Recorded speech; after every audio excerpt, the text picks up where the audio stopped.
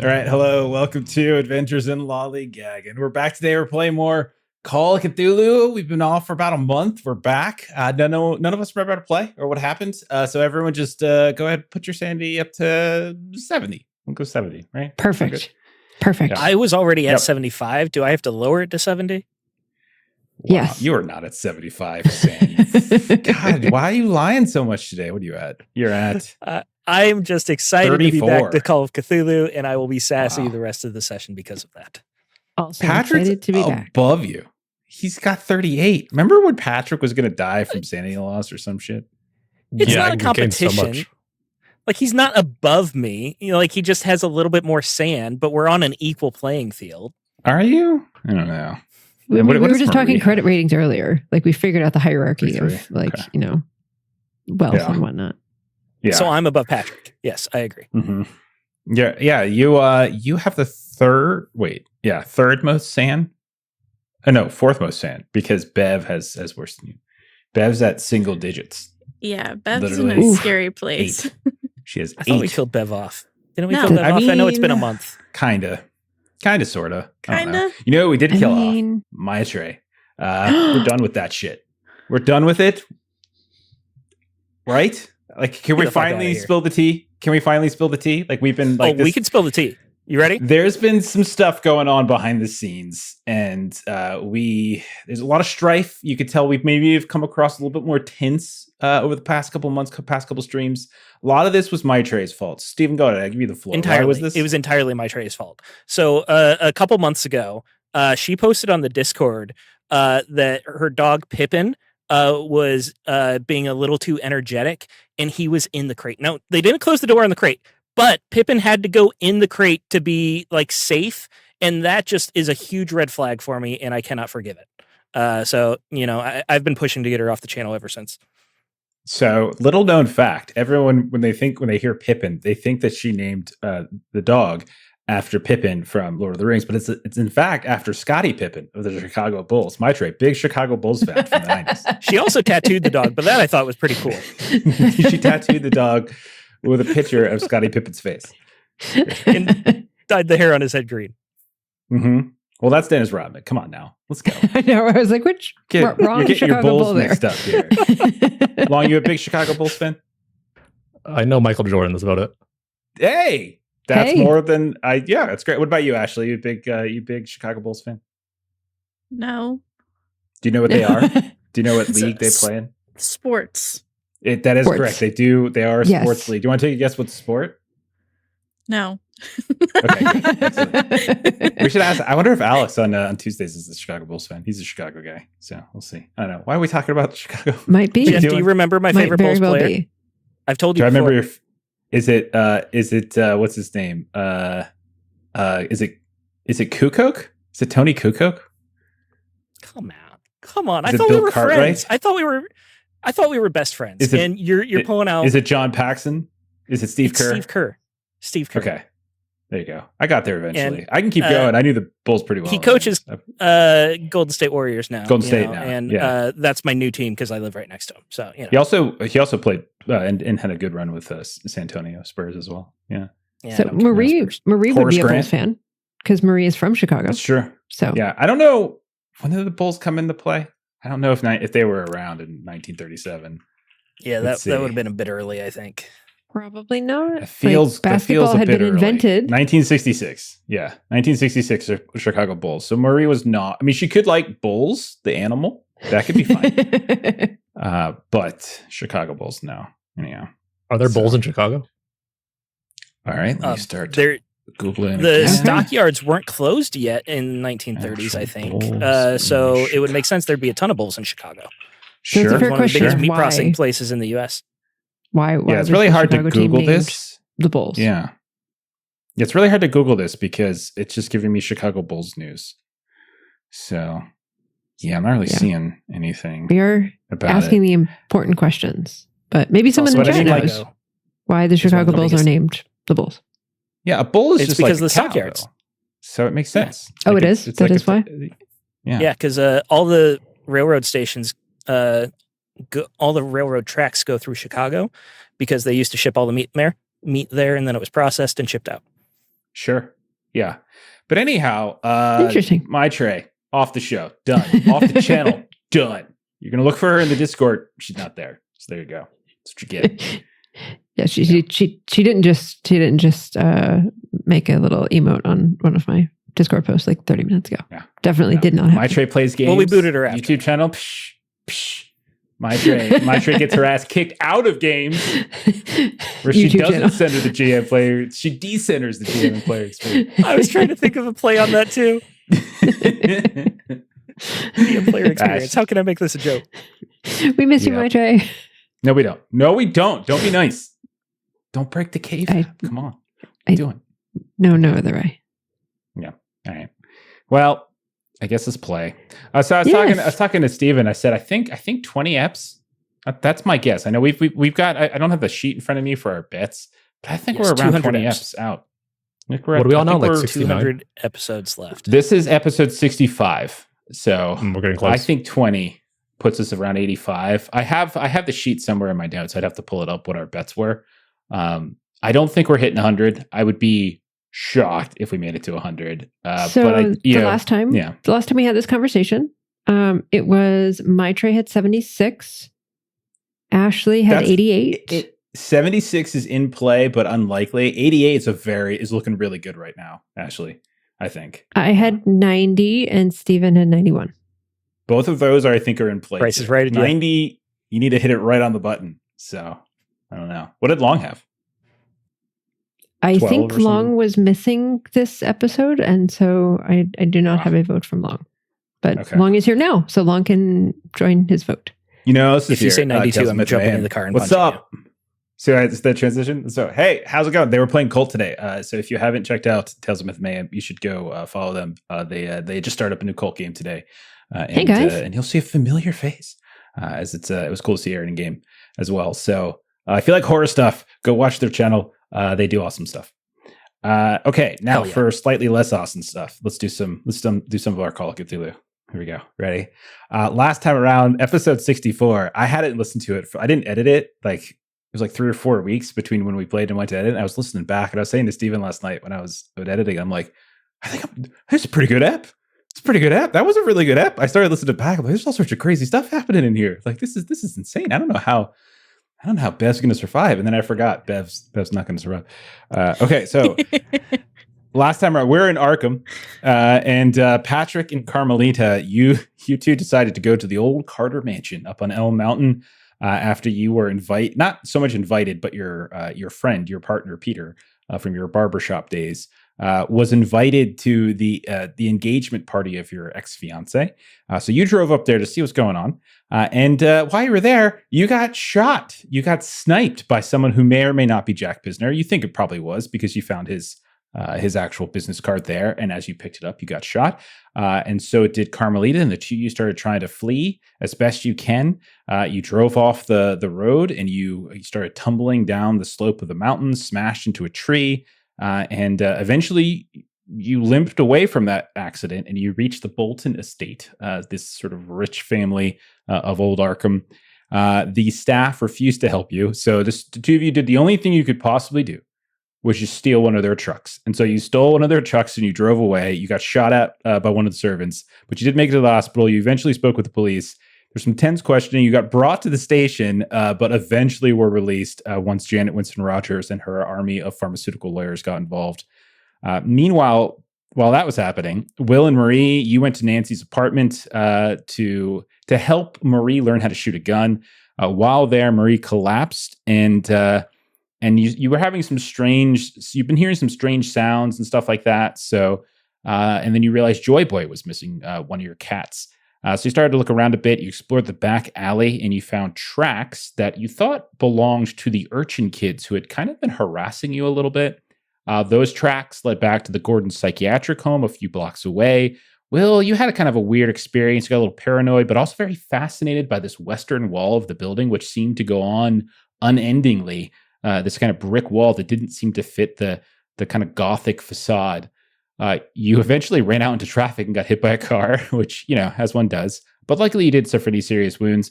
Marie, you spotted a group of children, presumably the urchins, beneath one of the windows of a patient on the grounds of the psychiatric facility. And as the two of you and Will got closer to them, you discovered that they were not, in fact, children. They didn't have mouths on their faces, but instead they had mouths on their palms, and their flesh was sagging. And there is a fight that unfolded right here in the gardens of the psychiatric facility.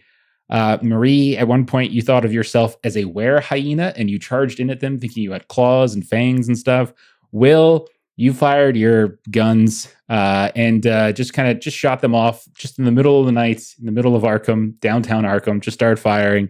And eventually you were able to kill and scare off all of those different creatures. You took one of the creatures, delivered it to Walnuts, I think, Mickey Walnuts, and he promised to give it over to some scientists on staff for study.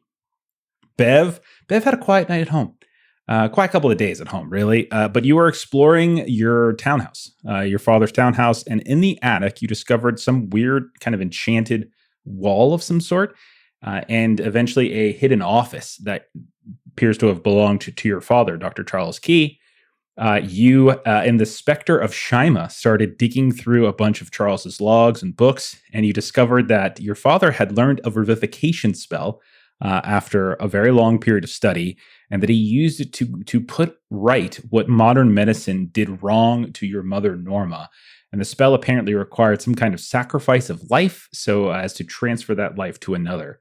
You got very overwhelmed at this discovery. You fell into a fetal position, and the next time we saw you, you were sitting in the chair next to your mother on the second floor of the townhouse, looking out over a window while your father loomed behind the two of you.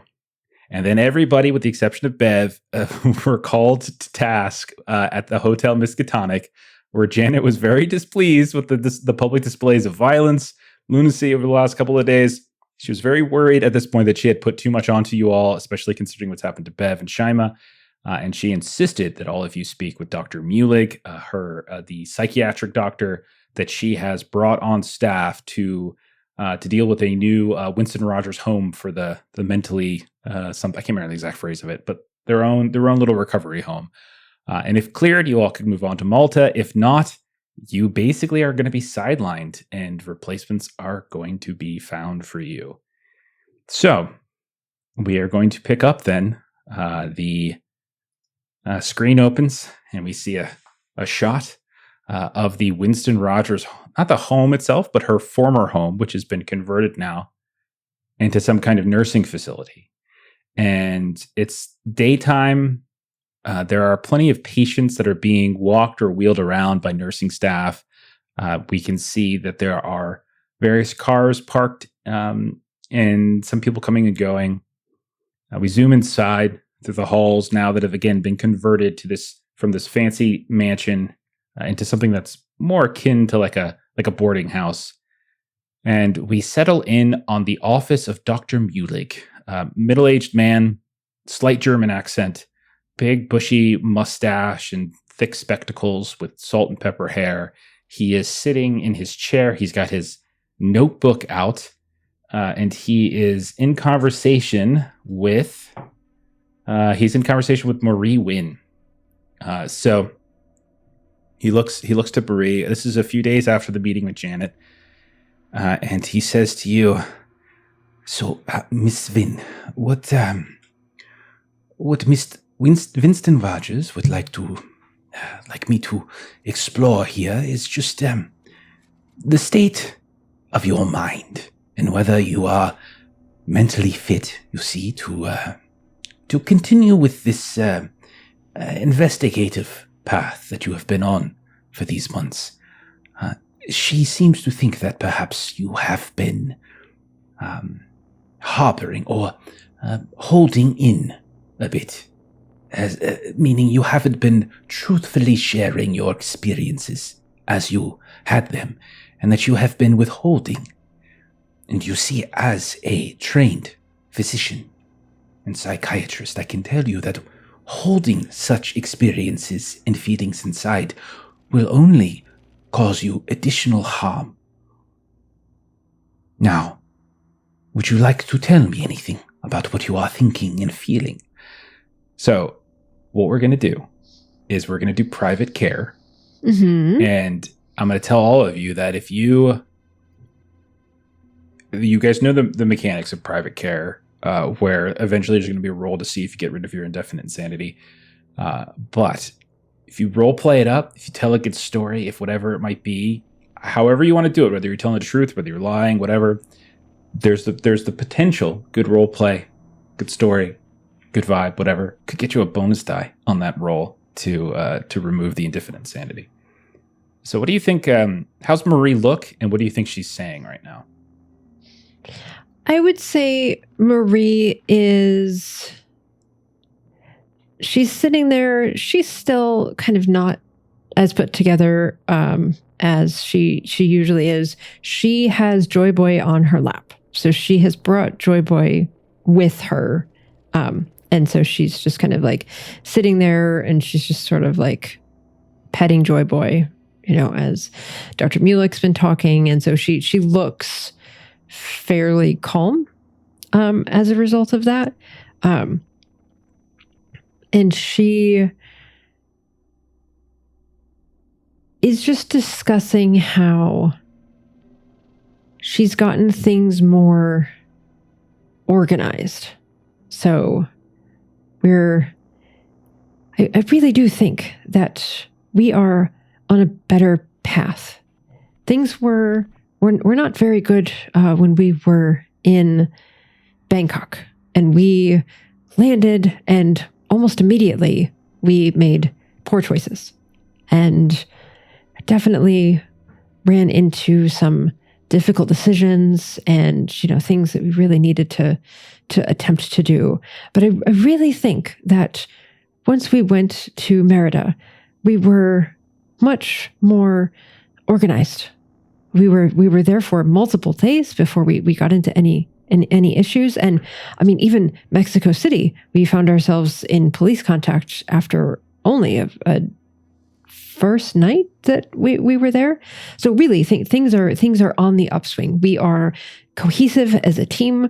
We're working together. We're making good choices. We're taking things one step at a time. So we're going to keep doing that. We have new people, I think, and Carmelita's been a great addition, and that is going to help us very much. So in the path of our investigation, we didn't really know what we were doing at first, and then we kind of did some things. But after Bangkok, it's on the upswing, and this is going to be.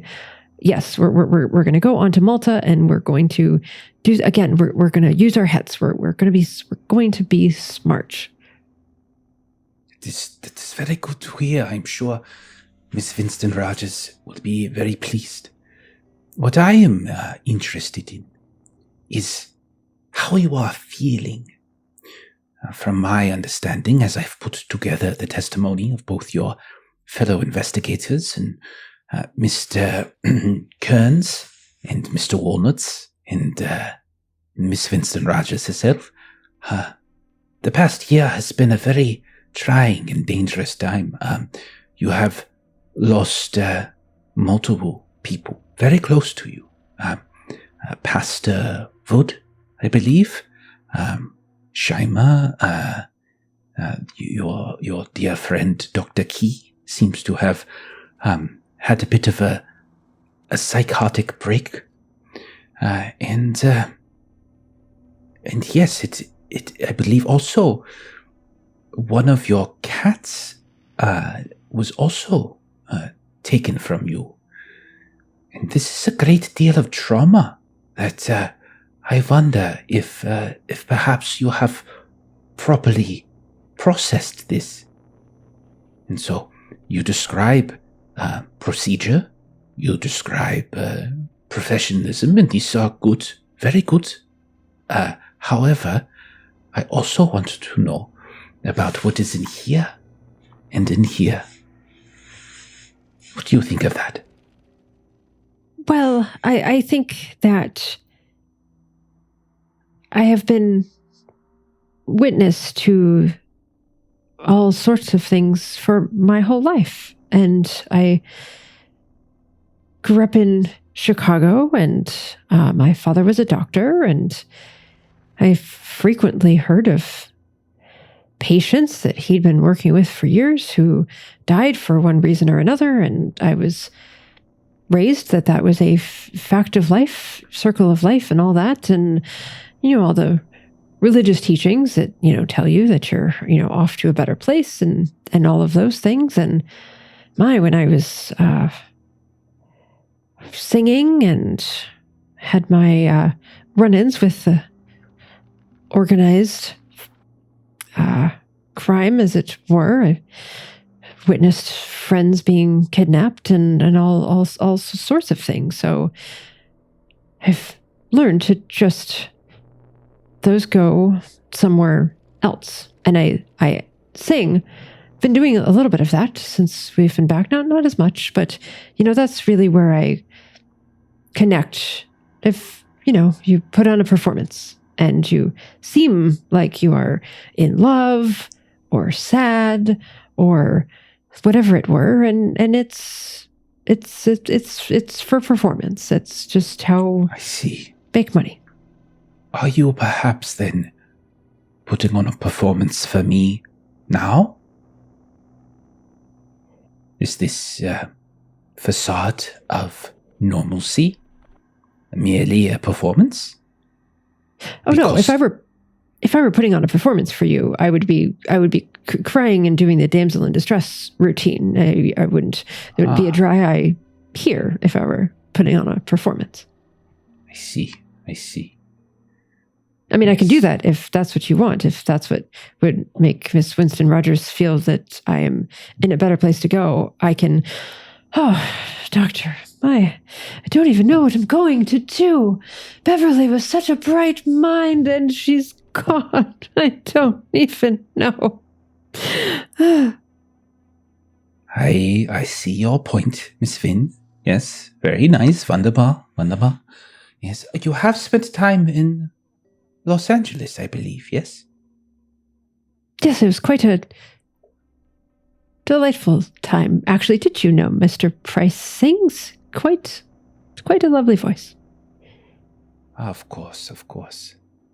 And so you can see he's like writing, and he's kind of continuing to look over, and you can tell he's a little suspicious of you. Like, I'm going to tell you, like, he's a little suspicious of you. I don't know. What do y'all think? Do you think she deserves a bonus die for this? Absolutely, she does. Oh, you're kidding me. Was there ever a chance that you were going to get just unanimous no's? From Steven? I thought for Steven, yeah. Okay. I really enjoyed the argument. If I was lying to you, you wouldn't know I was lying to you. Therefore, I can't be lying to you. Okay, let's start with this. Roll a D100. Yep. Okay, so this is the private care. Man, I feel like this is similar to what I rolled last time. 74. 74 is fine. It's 0. It's 1 to 95 is what you need. You can add 1d3 sanity points. Okay, so go ahead and do that. I rolled a 5 on a d6, which is 3. Which is 3. So give yourself 3 sanity. Back up to 46. Okay. So, and then go ahead and roll a SAN. And sure, I like the performance. The performance fun was kind of nice. So I'll give you a bonus to this. It's pretty good. Thank you. Just grabbed the... No, that's not the right. Bonuses on the 10s. Bonuses on the 10s. Just re-roll. Oh. 84 and 44. And I just increased my SAN to 46. Okay. So because of that, he is reluctantly... He is kind of reluctant, but he says, Miss Finn, I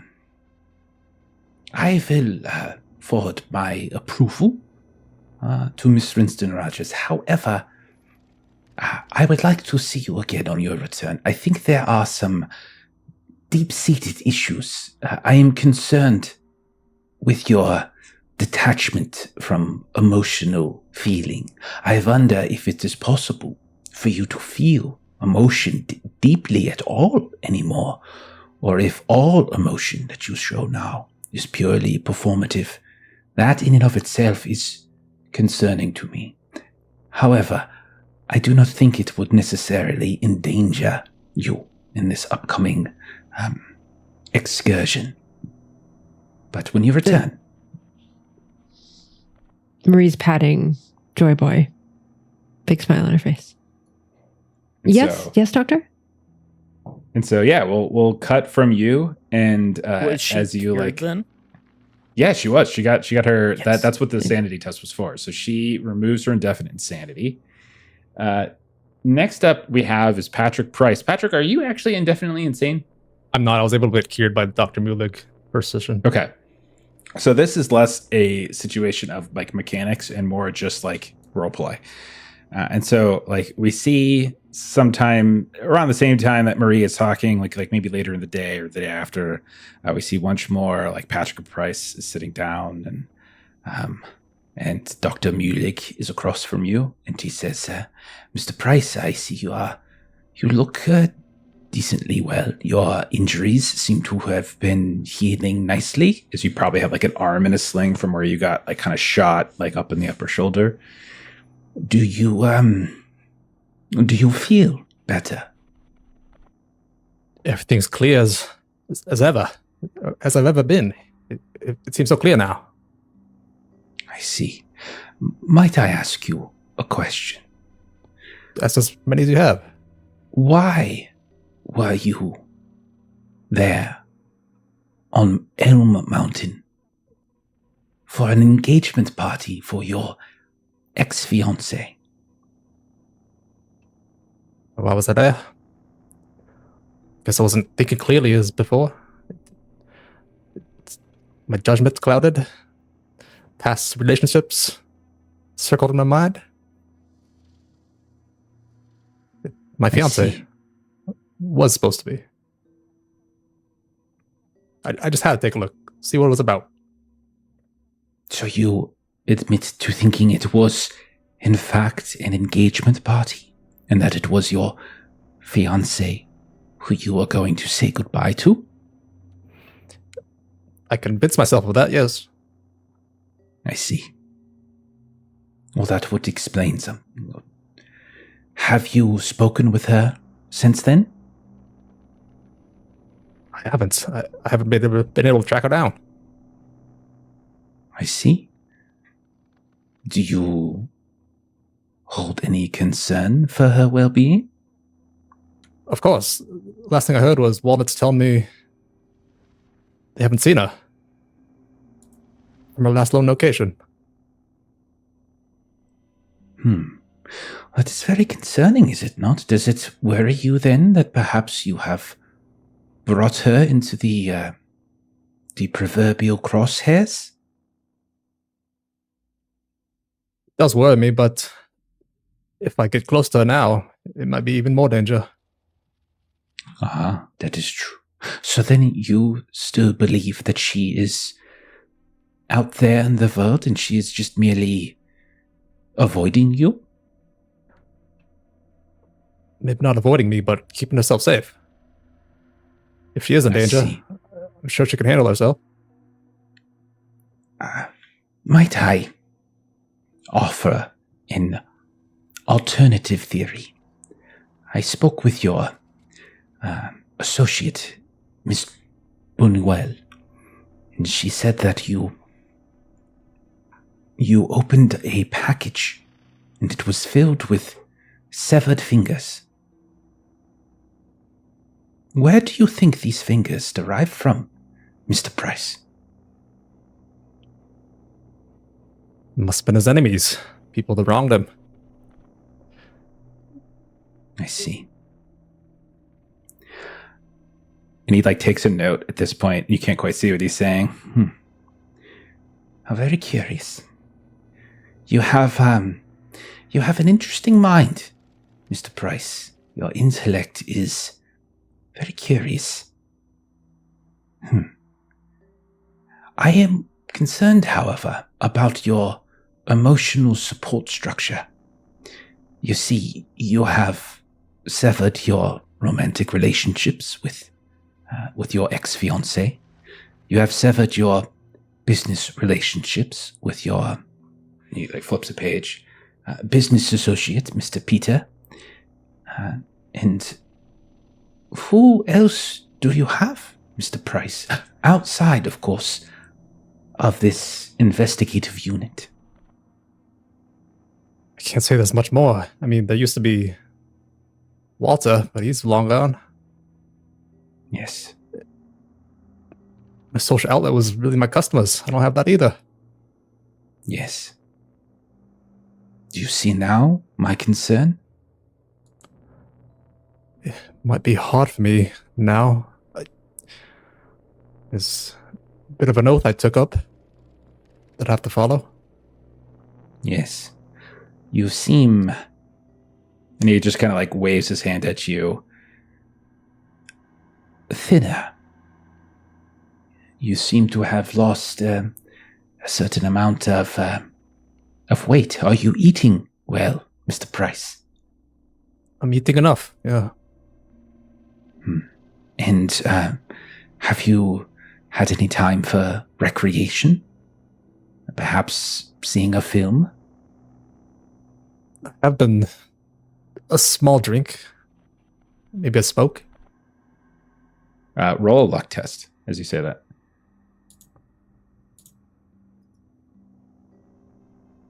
35 is a fail. And as you say, like a small drink, suddenly the mouth just stirs a little bit.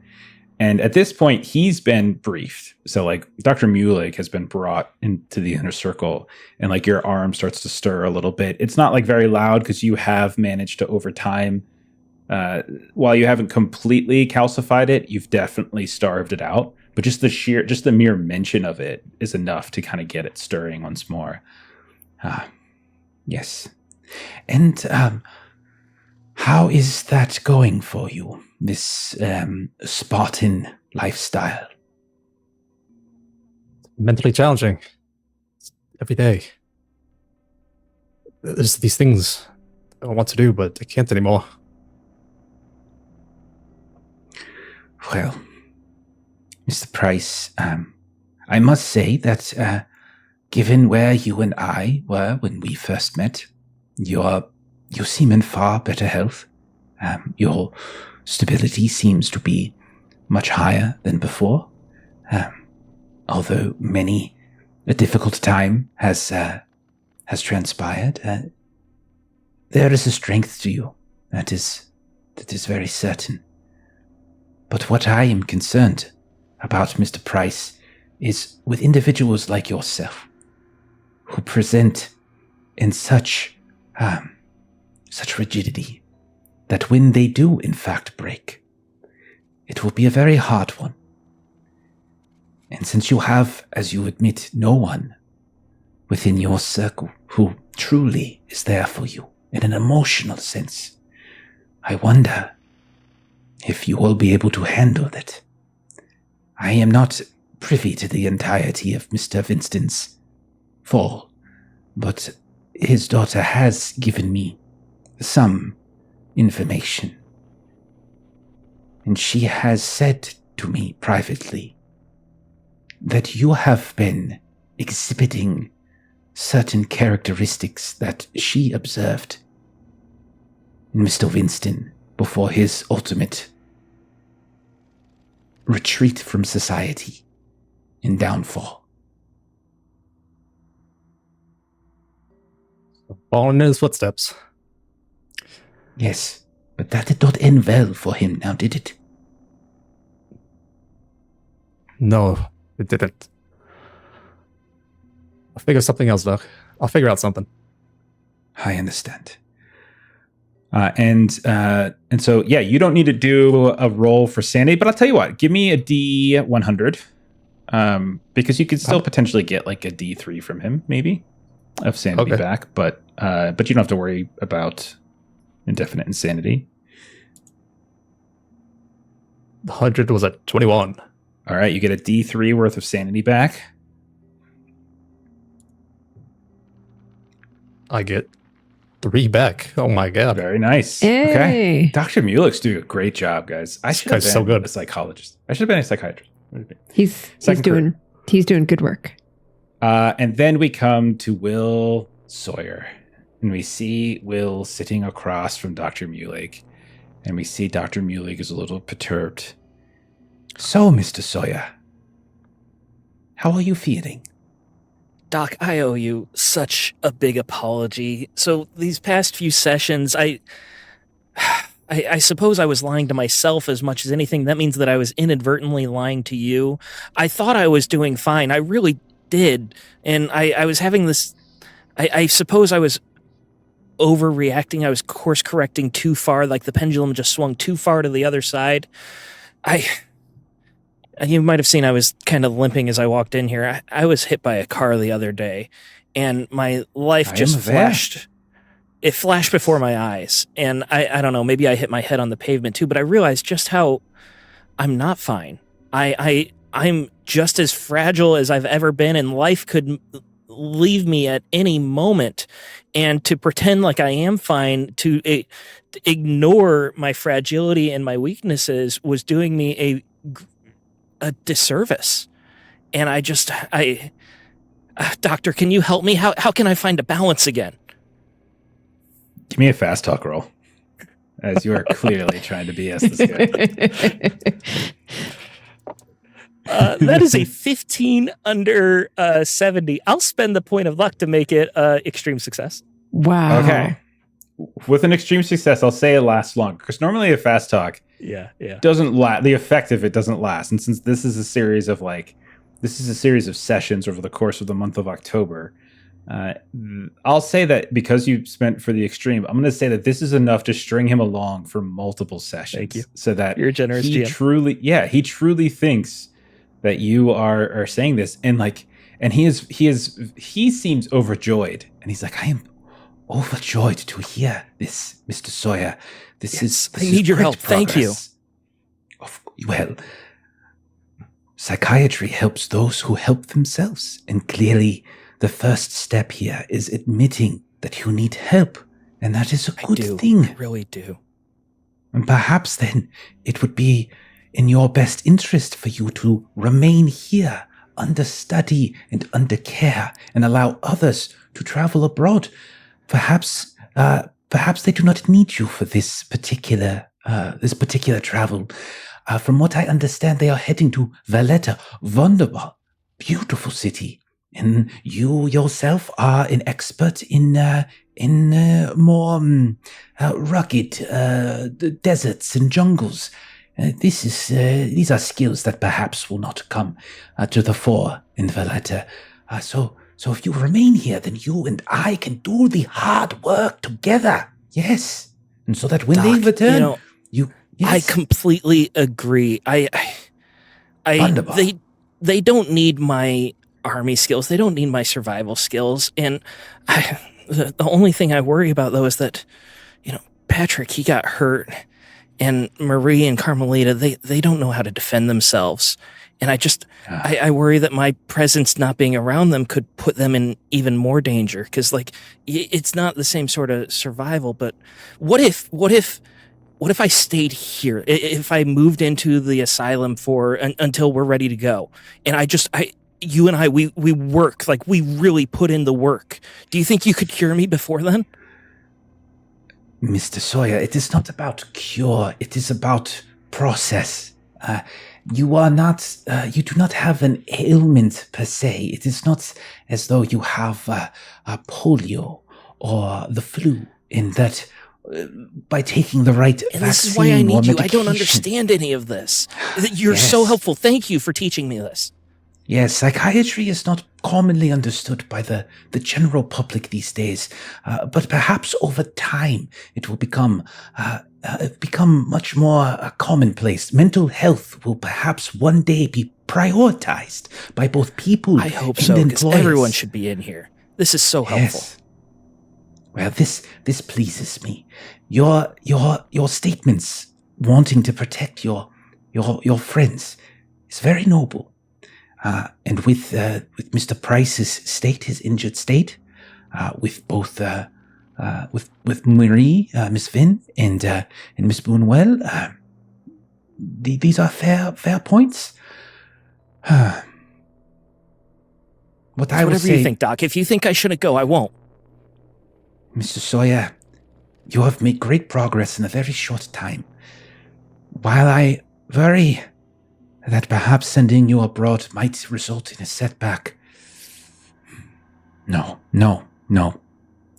You are ready, I think. Yes. Are you sure?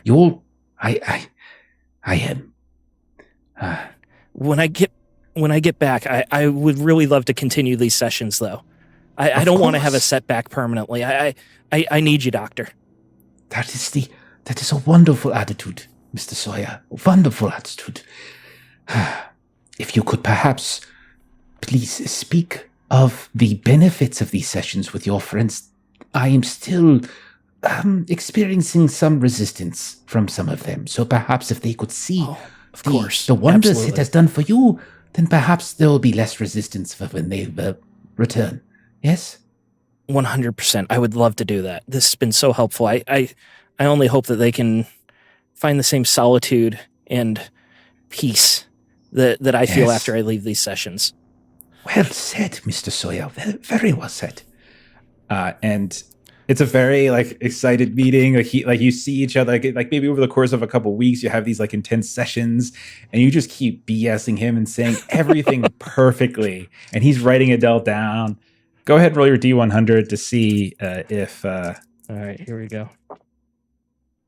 I thought I rolled 2 zeros. I did actually roll 2 zeros. I rolled a wait. That's 100 in Call of Cthulhu. That's not good. That's bad. That's actually really bad. So the other one is 40, which is still a success. With the bonus die, I had 0 on one die, 40 on the other, and then the 0 for the 10.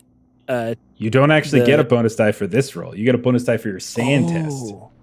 I'll tell you what, though, you can take it for this, but it means you don't get it on your sand test. I would rather re-roll if that's okay. Let me tell you what happens. So on 100, if it makes you feel better, the match dice were the 40. I just want to explain to you what's going to happen if you roll 100 on the private care. So you need to roll a 1 to 95 to be cured, or to recover a couple points of sand, and then have the attempt to clear your indefinite sanity. On a 100, on a 96 to a 100 on this roll, you rebel against the therapy, which you honestly actually did. You lose. I think I did that last session too. You lose 1d6 sanity, and no further progress can be made during this game, which means you can't even attempt to cure your indefinite insanity. So how do you want me to do this then? Did I waste my bonus die here? What I said is, so if you want to spend your bonus die here and then roll your sanity test straight, we can do that. That at least gives you an opportunity. I'm fine with that. So the match die was the 40. The match die was the 40, and then the bonus die was the 0 that would have made it to 100. All right. Okay. Go ahead and let's just spend the bonus die because I already rolled. Let's roll D100. Roll D100. Let's just start. Sure? Roll D100. I'm sorry. It's fine. That's a 19. Okay. So now you get a 1d3 sand back, and now you can do the sanity test. I'm sorry. You did a little bit. It's fine. And now you roll so the D6. No, you roll which is a 3, which gives me 2 sand back. Okay, and then you roll a sanity test to try to clear your indefinite sanity. And because of your great role play, this is the great role play for just totally BSing him where you get the bonus die. That's how it's supposed to work until you cheated. I didn't mean to cheat, and it's fine. If it makes you feel better, my match dice now were actually a 4, and my bonus die would have made it a 64, which would have been a failure. So my bonus die hurt me in both situations, but I did pass. Okay. So you can clear your indefinite insanity. However, the fast talk will not last forever, but it will last long enough time that you will be able to get out of Dodge before it becomes an issue. Okay. All right. I think Steven actually earned the bonus die probably I think so. More than I did. But that was a good performance. You were the first one to go, so you were kind of being graded on a curve, and then Long didn't even need one because he had already cleared his. Okay. So were there any other loose ends that you guys wanted to take care of in Arkham before you take off? You guys are probably going to be leaving towards the end of October because the month of treatment. So is there anything else that you guys wanted to do? I think Will really would try to. Yeah, he would try to suck up to the doctor and go to extra sessions if he could. He would be spending as much time there as he could. Okay. All right. What about you, Marie? at one of the times that Marie was there, maybe for one of her own sessions, she does want to make sure that she sees Nancy before leaving and see if Nancy seems to be in a little bit of a better place. Because Nancy is, I believe, residing here, receiving She is. a kind of more like rehab because she'd been like addicted to nectar. Because she had been addicted to nectar. You got her addicted to nectar, yeah. But I will tell you that the treatment that she's taking here does seem to be going well. The last time you did see her, she was in much better condition than the last time you saw her. Because remember, a couple months back when you were here, you saw her, this before you delivered her into Walnuts' custody. You basically found her in the midst of like an orgy, like this kind of disgusting orgy, much like in LA, like the flop house in LA is kind of what your and her apartment kind of turned into, where there were just like sprawled naked people everywhere and like it smelled terrible. There was nectar all over the place. You called in Walnuts and the crew and they like, and then you left for a bit. And when you came back, you check in on her and she was in far better condition. So over the course of the next month, like maybe each time you come here for your visit, because you're not being asked to stay, you go and you see her, and each day she's just, most days are good. Every now and then there's a bad day, but for the most part, it does seem like the separation from the drug itself and not actually feeling the compulsion to do it and not being near to it has helped her significantly. So yeah, I would say we don't have to necessarily play it all out unless you want to, but no trick. She seems to be getting better. Good. And then I would like to stop by the landlord. I want to say her name was Marge. To basically make sure that she has kind of a way to get in touch with kind of this facility, basically. I'm kind of connecting her to Mr. Walnuts, that letting her know Nancy's not going to be there anymore. I'm going to be traveling. You shouldn't hear any noises. Make sure to call Mr. Walnuts if you hear anything. Okay. Marge Hochler was her name, mid-50s, fairly large. But yeah, and I think she already has contact information for Walnuts because she's actually spoken with Walnuts before. So yeah, I think all of those are things that are easy enough to do, and I think have already been done. But you're just kind of confirming. Just wrapping up loose ends, and Joy Boy is not allowed to leave her side. She's got a little bag with him. Exactly, like the '90s version of Little Chihuahua in the bag, kind of a thing. Okay. And what about Patrick? Is there any loose ends that Patrick wanted to tie up? I think I already told Walnuts about Jack Pisner, so he knows about that. Mm-hmm. So that's all good and squared away. All right. And then, Will, was there any loose ends that you wanted to take care of? No, just the extra sessions. Okay, fair enough. And then, Bev, I think we're going to leave Bev where we left her, right, Ashley? Yeah. Yep. Okay, good deal. All right, so before you all leave, you are called into one more meeting, but not with Janet so much as with Cyrus Landfear. I would say at some point, probably all of you have individual conversations with Janet. You're given the green light to move forward, since it seems as though Dr. Mulig thinks that you all are of sound mind. And honestly, some of you going in to meet her after your indefinite insanity is cleared, you come across as more of a sane mind, whereas a few of you were freaking out during that meeting. And so we'll say we open in the Orne Library in sort of Miskatonic University. We see the large office of Cyrus Landfear. We see a kind of a mid-40s or I think early 40s tall African-American man, kind of clean shaven on the sides, maybe a little bit of hair at the top, long face, and he's got various books and stuff kind of sprawled out in front of him. I'll say the three of you, maybe Carmelita as well, is there, and he was brought in after Bev's and Shima were effectively neutralized in their own ways, and so there's a need for sort of this scholarly connection, and so he looks at the three of you and he says, "I'm pleased to see that all of you are looking well. I was directed by Miss Winston Rogers to find contacts that could serve in a consultation role for when you are abroad. There are various individuals that I have had the pleasure of communicating with over my career. But considering how you are to be passing through the city of Marseille, I have a name that perhaps would be of use to you. And you all had, a couple sessions ago, gotten a letter from the European head of Winston Pharmaceutical Operations, Claire Duval, and they're out of Marseille, describing that there is like this new unknown drug. There are whispers that it might be called nectar, and it's kind of flooding the ports and stuff and flooding the streets. It's really starting to see growth. And so like maybe you're kind of moving through Marseille. And he says, I have cleared this with Miss Janet Winston Rogers. Goldie Ambrose is her name. We met when I was doing graduate work at Brown University. This was before my research assistantship with Dr. Armitage. Miss Ambrose and I share a fascination with rare historical and occult texts.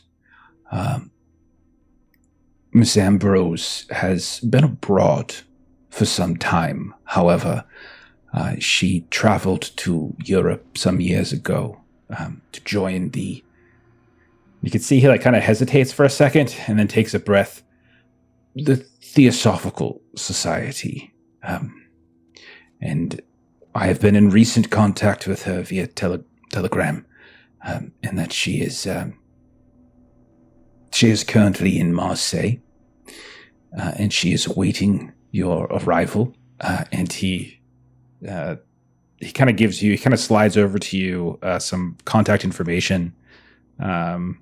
Ashley, where do you think the contact information? Do you think is there a job or a locale? Like where do you think he would kind of direct them to find you?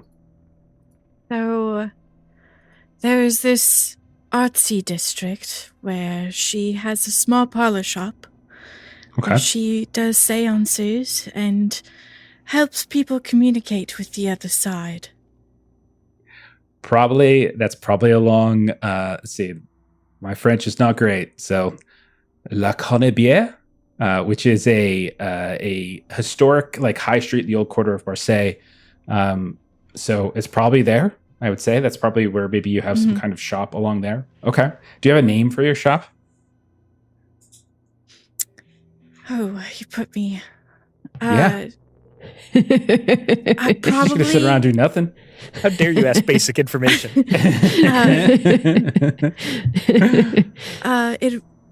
Aura. Aura. Okay. All right. Got it. Okay. So we're still in the scene with Cyrus Lanfear, and he says she is currently operating some sort of curio shop on La Cannebière. She is expecting you, and the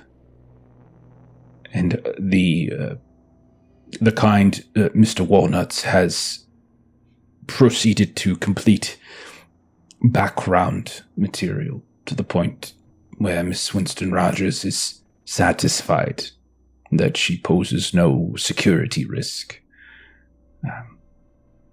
On a personal note, he like pulls from his drawer like a small little envelope sealed, and he like looks at the three of you and then hands it to Miss Wynn. If you could deliver this to my old friend. And it's not just a letter. You realize like there's something inside of it. Like there's like some small like little curio or something inside. And deliver my my warm regards. Very warm regards? No. And she no. kind of winks at him. No. No.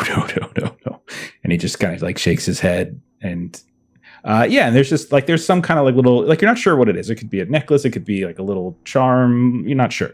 But there's something inside. She smells the envelope to see if there's any like cologne or anything on it. No, there's not cologne on the envelope. No. Just checking. Okay. You never know. Mm-hmm. Might be a romantic. Okay. Okay. So, do you guys want to ask him anything, or follow-up questions or anything like that, or are we Indiana Jones redlining it to Marseille? Will would say How- something snarky about how he was a good research assistant and he'll miss him. Yes, indeed. I enjoyed our work together as well, Mr. Sawyer. Yeah, You are I aware really appreciated that- having you help me. You are aware that I am the head librarian at Miskatonic University, and that carries with it an esteem that is... Never mind. That's Yes. why you were so skilled. I'm glad that you were willing to work for me. Mr. I see. Lanfear, and Marie Yes, will Mr. kind of redirect this. With both Shaima and Dr. Key indisposed, I'm not the brightest gal, but maybe I should start reading some more things. I've really left it to them. But is there anything? I don't think I'm smart enough to understand a lot of all of that philosophy. But He looks towards Will as you're saying not smart enough, and then kind of turns back to you and lets you continue. but perhaps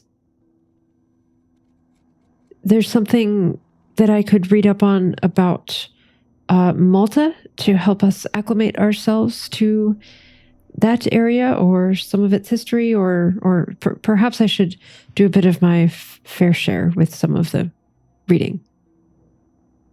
Of course, I could find a tome for you before you leave. Various travel logs of Malta and Valletta. It's a very beautiful city. It's with a fascinating history that goes back quite some time. History, you say? Yes. Yes, that will be lovely reading. And Marie's flashing back to being a student and being absolutely awful at like memorizing dates and when things happened. And There will yes, not be history, an exam, you say. Miss Wynne. You are reading for yourself. You're not reading for an exam. Which means the experience will be all the different. But I'm reading for the safety of the world. That's even higher stakes than an exam. Well, if such a thing can't keep your attention, then perhaps nothing can. And Marie's like just bright red because this is not something that she enjoys doing or wants the responsibility of. And she's pushed it off for months and months and months. And now it just sort of has her arms out for whatever books that Mr. Lanfear might want to share with her. Okay. She's not looking her confident self. He'll give you a basic travel log for Valletta, something relatively recently published, which kind of goes over some history about the place and from, say, the 16th century or so, which is kind of when it was originated, to now. So you kind of have like a little history book on Malta. Okay, excellent. Thank you. This golden gal, All right. she's got a photo. That's interesting. Actually, roll a luck test. Okay. Yeah, with your new character. 42 success. He like hesitates for a second. But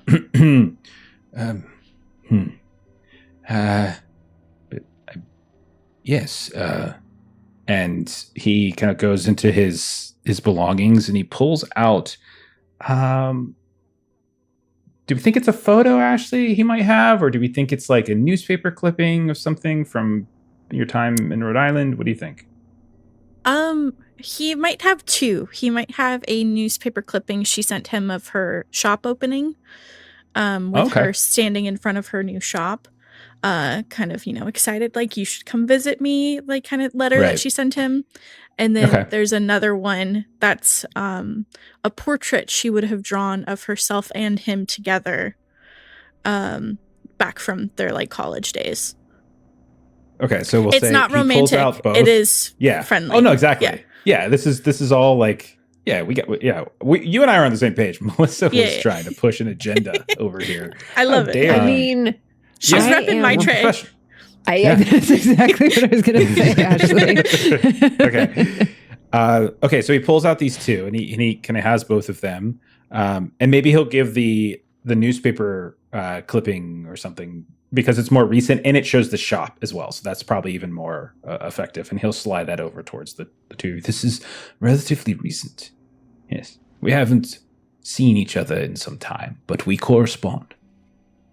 It's perfect. Okay.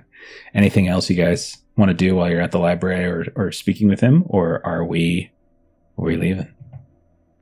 Let's travel. Let's get on a plane. Getting on a plane. Okay. So handshakes are exchanged. Good luck and good wishes. We see a montage of like you all packing up various things in your different abodes, saying goodbye to whoever it is that you want to say goodbye to, Ankana and Savitri's grandmother.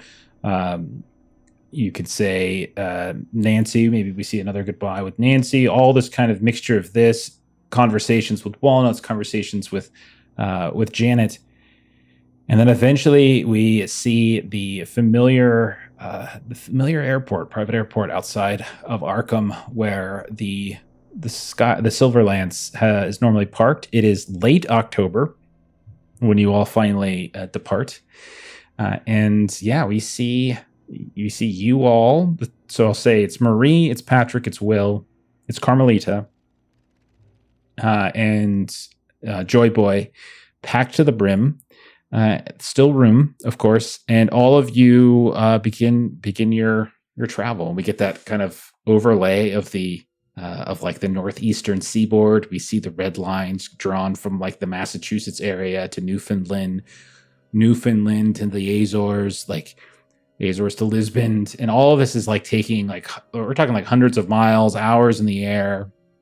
You guys are stopping for refueling or a layover at times to sleep, repair of the plane, and all of this transpires over the course of like maybe about a week between the various stops that you have to take. And then the final line we see goes from Lisbon, and it's just traveling across the map where we see Marseille, France, on the south of France, where you finally come and land. We see you all kind of take some kind of rental car. You say goodbye to Frank. Frank is like doing what he normally does, taking care of the plane, making sure it's getting proper repairs, proper fueling. You all find yourselves down in the where did I say? What did I call it? La Canibert. I'm not sure if I'm pronouncing that correctly, but I'm close. And it is like this wide boulevard. You can see there's like marble facades, there's gilt lettering, there's like all sorts of these different shops and such. There's small taxis and things, and also pedestrians like interspersing. Lots of sailors you can see as well. Glass doors reflecting these beautiful lights and such. These different like mirrored and brass fixtures, crowded tables inside of kind of different pubs and cafes and things. Maybe you all get a room at here we go. I'm gonna try this. The Hôtel de Louvre et de la Paix. I don't know. If Kipser was here, she'd probably yell at me. But something like that. The Hôtel de Louvre et de la Paix. I don't know, whatever. I never took French, so shut up. Oh, that was French?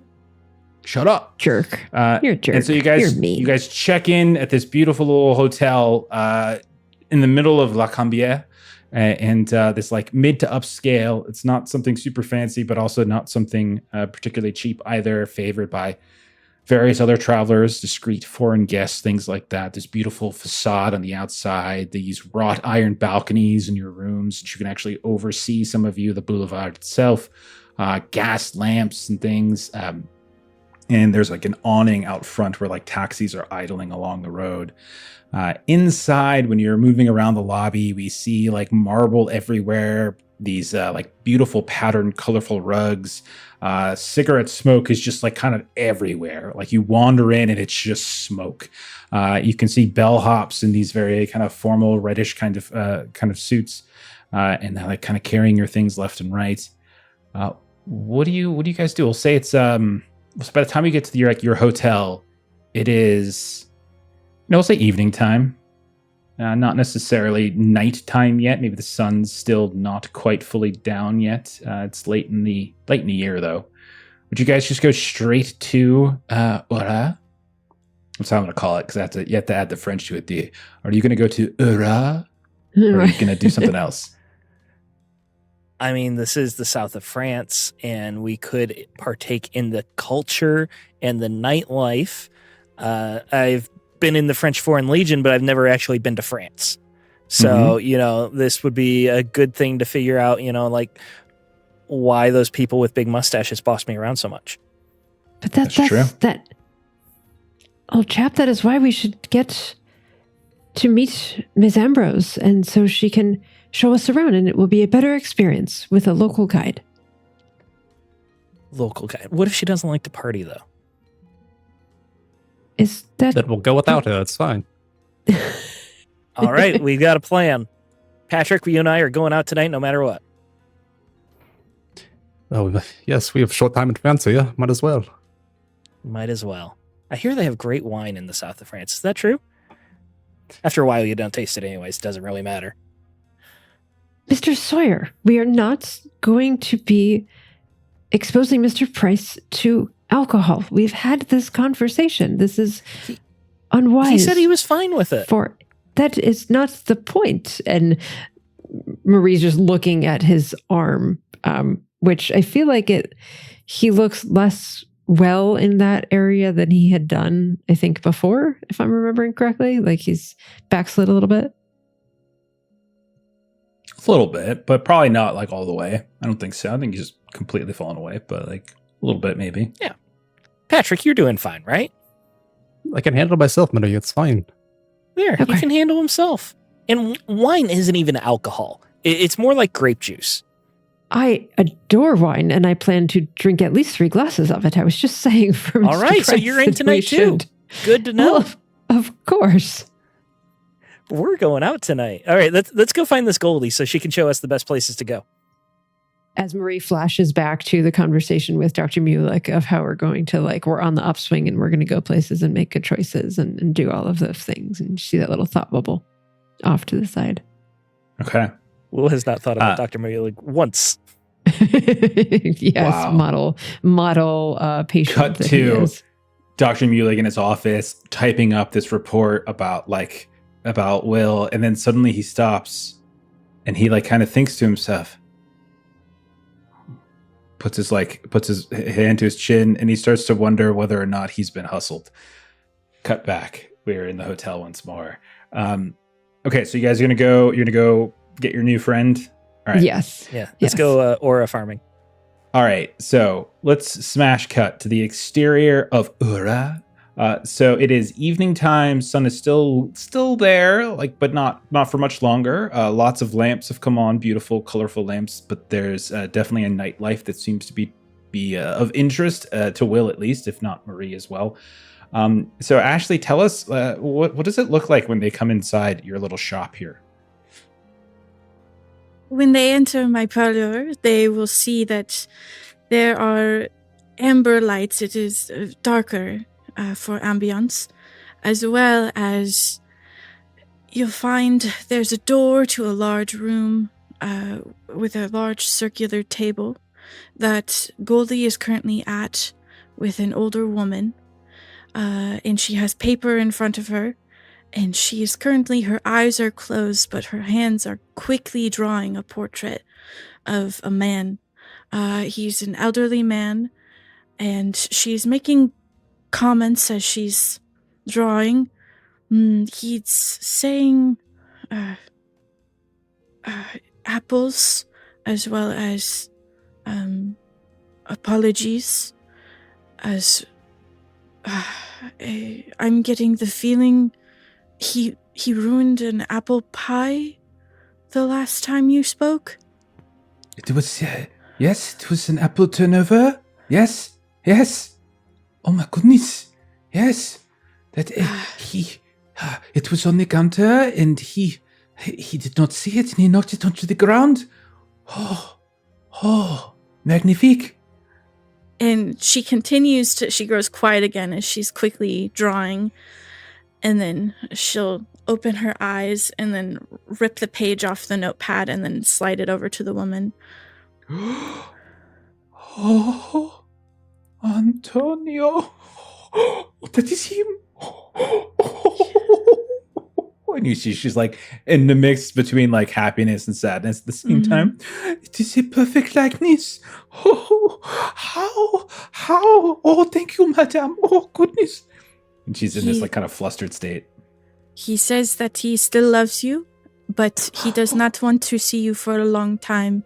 Please live a long and happy life, and he will wait for you. Oh, Antonio. Yes. Oh, also, thank you. he says the combination for your safe, you forgot? He says it is 4687. 4687. Oh, thank you. I was wondering what is inside of it. Not that it was. I am not doing this for the money, of course. It was for the emotional connection. It can be both. That is allowed. Yes. Yes, of course. Oh, my Antonio. Oh. He is happy he can take care of you from the other side. He took care of me in life, and now he can take care of me in death. He is a wonderful man, and you are wonderful. Oh, such a seer! You see through the veil. Oh, goodness gracious! Your reputation precedes you. I learned it from my mama, or her grandma, or however you say that. Yeah. And so she's like, she proceeds to like thank you and pay you and like kind of takes the picture and like various things. And then she gets up and she bids you adieu. And as she starts to leave, and this is maybe you're going to be, I'm not sure if you're open at night or not, but you look over and you can see that there are these three people standing in the middle of your shop. Bonjour. We are close. That was my last customer of the evening. But I'm not here for business. Oh, how can I help you tonight? If you are looking for the bar, that is 3 buildings over on the right side of the street. You cross over, and it's on the corner. Oh, is it a nice place? Oh, lovely drinks. The wine, magnifique. All right. Well, we got a next destination. But like my friend Patrick said, my name's Will, and this is Marie, of course. We're not here for business. We're kind of here for business. Different business. Marie, you have something for her, right? Yes. Very pleasant to meet you. We come to make your acquaintance, and we have an invitation and also a bit of a postal delivery. And she'll take it. And then once she sees it's from Charles, that's when you are the group that I am to connect with. Pleasure to meet you. My name is Goldie Ambrose. And you all are... As I said, I am Will Sawyer at your service. You said there's a bar nearby. Would that be a better place for us to talk? My throat's a little parched. Yes, I can finish closing. One moment. What is your business exactly? Are you curious if I can speak with the other side on your behalf? That costs money. Oh, that is what you do. I was a little unclear. There was a safe number involved, and also a photo. You were quite a talented artist. Yes. I draw portraits, ghost portraits. It is my specialty. I thought you could like see through a ghost. How do you draw a portrait? Genuine question. They project memories is the best way I can describe into my my head, and I see it, and then I copy it, and I draw it. Marie will sort of plop down in the chair. I think we would be very interested to use your I'm always services. up for a game. Patrick, have a seat. And Will sits down next to Marie. I will humor you all as we are friends. I'm very fascinated. I grew up in a family that was of the more conventional beliefs, and such things were not highly looked upon. No offense intended, madam. Just none taken. It is more accepted here than it was in America. Yeah, I had a cousin that actually joined the circus to work as a psychic. He was always full of shit, though. Which is not to imply that you are, of course, as we're just making your acquaintance. Yes. So we have this. Have a very. How do we start this? You have a very insistent gentleman with you, but not with you. He is old and angry. That is exactly who I was hoping that you would be able to do what you do with. Yes. Are you talking about Cyrus? No, Pastor Wood. Old and I know angry. Will doesn't understand. He never actually met Pastor Wood. We don't know anyone like that. He says that you have gotten careless, that you need to stop. Those are not polite words. But stop rushing into situations in danger. Wait, not polite advice. words. Pastor Wood would not have used not polite words. Also, this pastor that you have met, is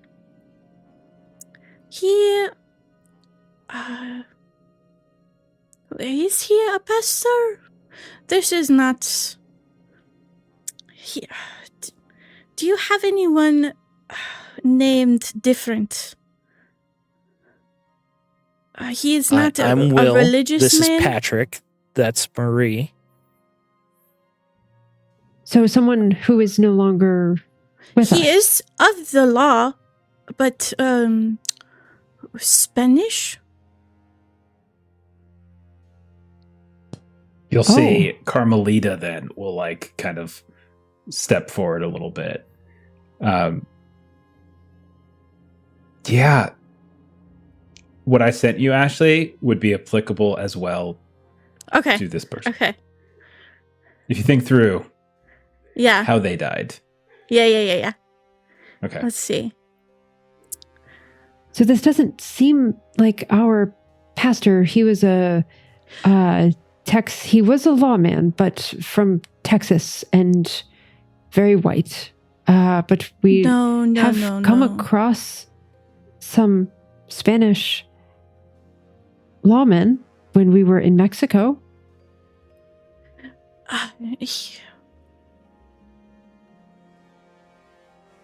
Hold on. It's so funny because I immediately was thinking like Pastor Wood, and then I was like, no, Pastor Wood did not use naughty language. He was angry. I would argue. Yeah, he was very rude. He's pretty awful. He looked like 10 pounds of shit in a Glad he's 5-pound bag. That was one of his favorite things to say. You might be thinking of Reverend Wood. That'll work. Yeah. Yeah. He was very, very scared. You were supposed to protect him and get him somewhere safe, but you sent him to a different hotel, and he was brutally murdered. I know you're Oh. referencing. I forget his name. He is. This was when we were in Mexico City, and Yes, he is speaking. Hold on. Yes, he says you could have saved him, but because you did not protect him, he died unnecessarily and he is following you all. His name is Victor? Is that Yes. familiar? Can you talk to Victor? Can you like give him a message?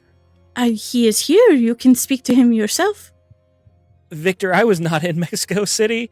I'm very sorry for whatever happened, but if you need to haunt someone, I am not guilty. Poor Victor. And Will does have like a tone where he's like kind of joking with this, like he doesn't really believe it. Mr. Price is correct. We absolutely did promise that we would protect him, but there were things that happened that was very dangerous, and we were also caught up on the wrong side of things. But we did. This doesn't justify what we did, but we did take care of things for those that were doing evil there. You're saying Victor Yes. died. How do you Yes. know that? We never met him. Because his spirit follows you and Miss Wynn here.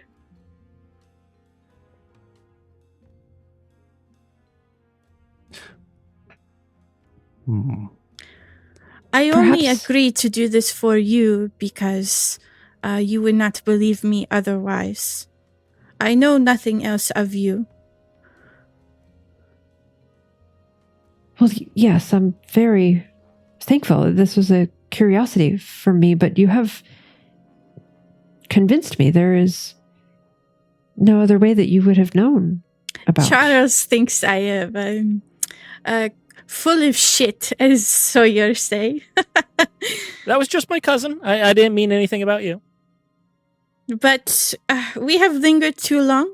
It is encroaching on my time to have some wine. You can follow me, and I will get us a table. Yes, Awesome. and What did you say the name of the bar was? I It have does it, not don't worry. have I a have name. It. I have it. It's- I just I wanted have to it. put her on the spot. wow. Wow. It's the Cabaret Melodie, and then hang on, it is the Bar et le Fou Chantan. I'm not sure if I'm right. There's a lot to it. It's a So- cabaret. So it's Cabaret Melodie Bar et le Fou Chantan. I'm sure I it's love a supposed to good be said Cabernet. faster than that, but that's the phonetic pronunciation. So yeah, it is a cabaret. It is down the street. You would know it, Goldie. It's got a very bohemian kind of upbeat atmosphere. Very smoky. Lots of students, sailors, artists, stuff like that. She loves that surrealists kind of vibe. sometimes. Mhm. Yeah, and that would definitely be like one of the places. Usually it's like I'm not gonna, it's not a piano bar, but there's usually like a piano set, someone singing, that sort of thing as well. Okay. Out. I will lock up behind us. One moment, please. Yes, of course. It's Because very she's nice got to like meet you. that woman's payment in her hands and stuff, and she's walking over to her cash register. When you turn back around to follow them out, you see like standing behind Patrick Price, you see a kind of a petite woman, shortish hair, young, maybe in her 20s or so. And she is kind of just, for like the briefest of flash, this kind of like ghostly or ghastly type image, as she's just kind of following along like beside him solemnly, almost like reaching out to his hand, and then like the hand doesn't quite connect. Give me an occult or a perception test. Okay. First I'm gonna roll of a rip new An character. occult. or spot hidden. Excuse me, occult or spot hidden. Either one's fine. I love that we're haunted. I got 40, so hard success. Ooh. One of the reasons that she kind of reaches out to try to grab, it looks like Patrick's hand, that she's unable to do so is because she has no fingers like on her hand, and then the ghastly image disappears. Mr. Price? Yes, is my shirt untucked? Have you lost a young woman in your life? I mean, yes, an ex-fiance. I no longer. We part ways. How did she die? All of her fingers are missing. No, die. No, you're mistaken. She didn't die. We just split ways. I hold on. I will sketch her for you. You do not believe. Okay. And she's kind of frantically, she'll reach for a piece of paper and she'll sketch what she saw. Mr. Price, all of her fingers are missing? Didn't you find fingers? Yes, but this is a lovely portrait. Yeah. I mean, did you know her? You knew Anna. I do not know your Anna. My Anna still has all of her fingers. It's a lovely... You're an artist? It's lovely. Mr. Price, I don't think you're comprehending what she's saying to you. No, I know what she's saying to me, but it's ridiculous. Anna can't be dead. Have you seen her? Not in a while. And you said you received a box of fingers?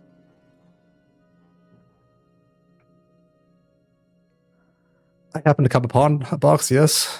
But and you did not coincidental. recognize I can't believe the it. hands of your lover?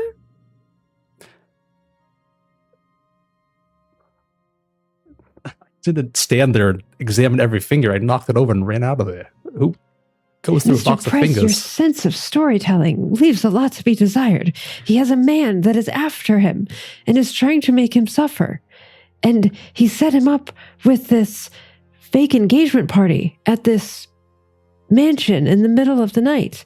And when he got there, he found a box full of fingers and was shot at by this man that has a grudge against him. And now you're saying she's dead? Marie, you don't have to tell the whole story. Clearly, Goldie has read our reports.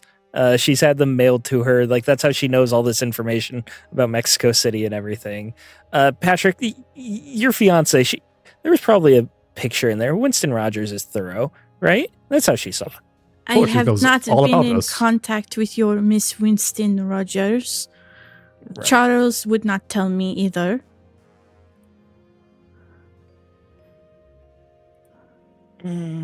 Okay. I respect the hustle. I really do. But this is kind of a twisted joke now. It is not a joke. I take my craft very seriously. You Mr. came Sawyer. to me to clarify. We believe you. Just, Mr. Sawyer, just because you like to silver tongue your way through life doesn't mean that everyone else does. Yes, Marie. No one else Seriously, has ever Marie, lied to you. We just met her. She's telling me my ex-fiance is dead. I'm supposed to take that seriously? Exactly. She just met you. Get out she of my shop. About Anna. Out. I am done with you for the evening. We can meet tomorrow. I will read my letters from Charles. Well, let's go to the cabaret. She's full of... So she's admitting she has reports, right? That's what she's going to go back and read? That you delivered to me, Miss Wynne, thank you. I have every belief, all of the things that we have seen over the last several months, and you don't believe that someone can actually see through the veil? We've seen creatures with mouths and all sorts of things that we would not have believed were true. This is the least of all of those things. Miss Ambrose, I am so sorry for my traveling companions. We seem to have a way of getting off on a bad foot. They are men. Do not worry. I will speak with you later. You can stay the night if you like. I have an apartment above. I would appreciate that. Mr. Sawyer, Mr. Price, you can... Goldie, I meant no offense. I think you are very good at what you do. But you know what? If you want us to go, you already gave us directions to the Cabernet. Red wine is my favorite. Cabaret with the Cabernet. Cabaret. I was never very good at French. Yeah, so let's go get some Cabernets at the Cabaret, Patrick. And we'll meet back tomorrow when everyone's feeling a little bit calmer. Yes, and maybe, Mr. Price, you should send a telegram home and check in on your ex-fiancé. That may be responsible. He'll definitely be doing that after a couple drinks. And Marie's just sort of like watching the two. Come here, darling. I have lined upstairs. I have to trust that they will be okay. Oh. And she just sort of like tisks her tongue a little bit, and she will bid them farewell for the evening and stay. So as Will and Patrick leave, we're walking towards the Cabaret. Patrick, this is all pretty preposterous, right? Like, she has to have had a report from Winston Rogers. It must be a business model. If she throws the hook, I bite on. I get latched in. She tells me all about my dead fiance. I suddenly have to pay her all these bills to get all this info out of her. Think how thorough this whole operation has been. They got Walnuts, handling every single detail possible. They were delivering things to her as if they haven't seen her, they're trying to throw us off as much as anything. Clearly, they want her on the team, and that's fine. She might have some sort of skills that are, useful and respectable. But, like, why are they trying to convince us of the truthfulness?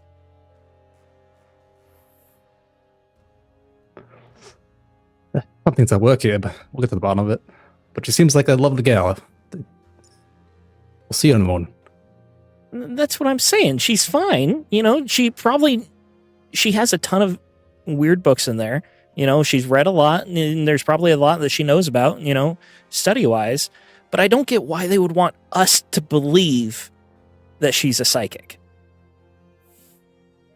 You're not picking up that same vibe that they're trying to set us up?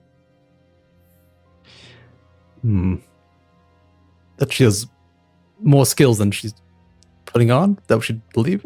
I'm not too sure. Well, that she is exactly what she says she is. No one's exactly what they say they are. Maybe we'll need her for something here.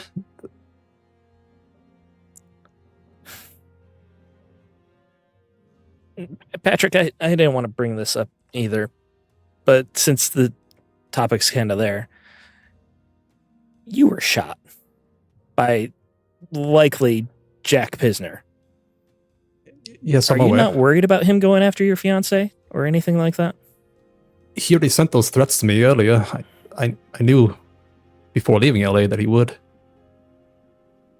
So you're not worried about it? Of course I've been worried. I've been worried this entire time.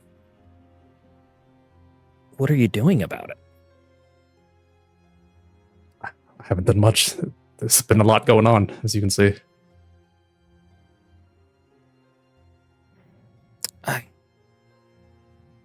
I'm not one to tell people how to do their business, but if I had a loved one, even if we were on the rocks, maybe you should send a telegram.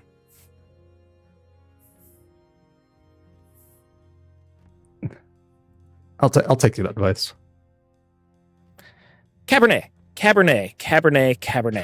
She just said Cabernet. 3 houses down. It's right over here.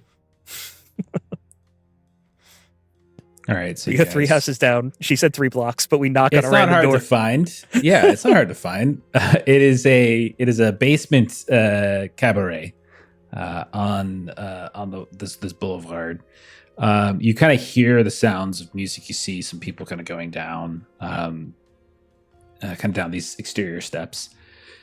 And when you kind of get through, you eventually, you kind of get greeted by the door, like the doorman and stuff. And when you come inside, it's very loud, very, but not so much like there's music playing, but there's also laughter and conversation. And you can see that it is just this kind of very dense, crazy atmosphere. The sounds of a piano is playing and a young man is singing up on the stage. And you can even see like there's a poster on the wall as you're going down the sets of stairs of a man singing Les Feux Chantants. And then you come inside and you can see that same person is kind of up on the stage next to this large, beautiful piano singing as well. The smoke is overwhelming. And it is not necessarily this nice, elegant place to sip wine. It's a place for like cocktails and some and conversation. There's a high level of energy there, which means, Patrick, I think we're going to trigger your situation. With your Penalty die because Will is there. Mouth.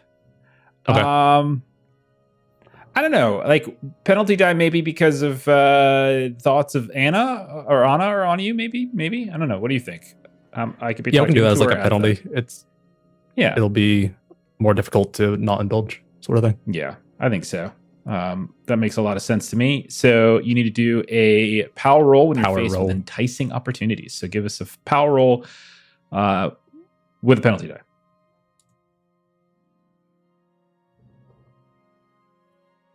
Hey, I rolled a 42, which is a pass under 50.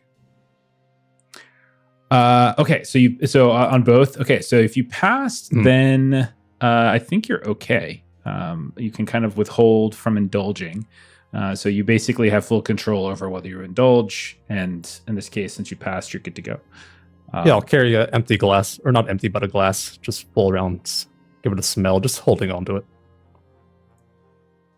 Okay, so you're sitting there, you're drinking, or not drinking, but you're just sniffing, and you feel the stirring a little bit maybe in your arm, in your wrist, but it doesn't necessarily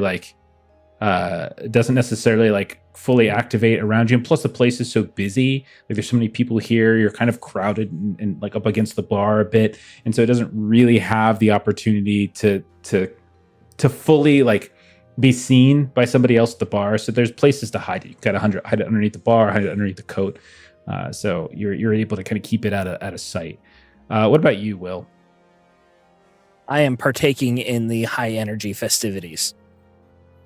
Okay, so you're drinking, you're dancing, you're talking, you're conversing, hitting fantastic. on everyone who comes near. Okay, all right, and I know that Will, literally everybody. He's literally everybody. Yeah, absolutely. Okay, so yeah, you're definitely doing. Give me a. What do I want to do? Do I want to do just like an appearance test or a charm? Do you have charm? I would take fast talk because I'd be telling them that I'm like Brad Pitt, or I'm in the movies and all that kind of stuff. I think charm makes more sense, charm. But if you roll fast fine. talk, I think it's okay. Just I would want a hard success, I think. Okay. Hard success on fast talk is still better than my charm. I'm not very charming. Who could have guessed? Okay.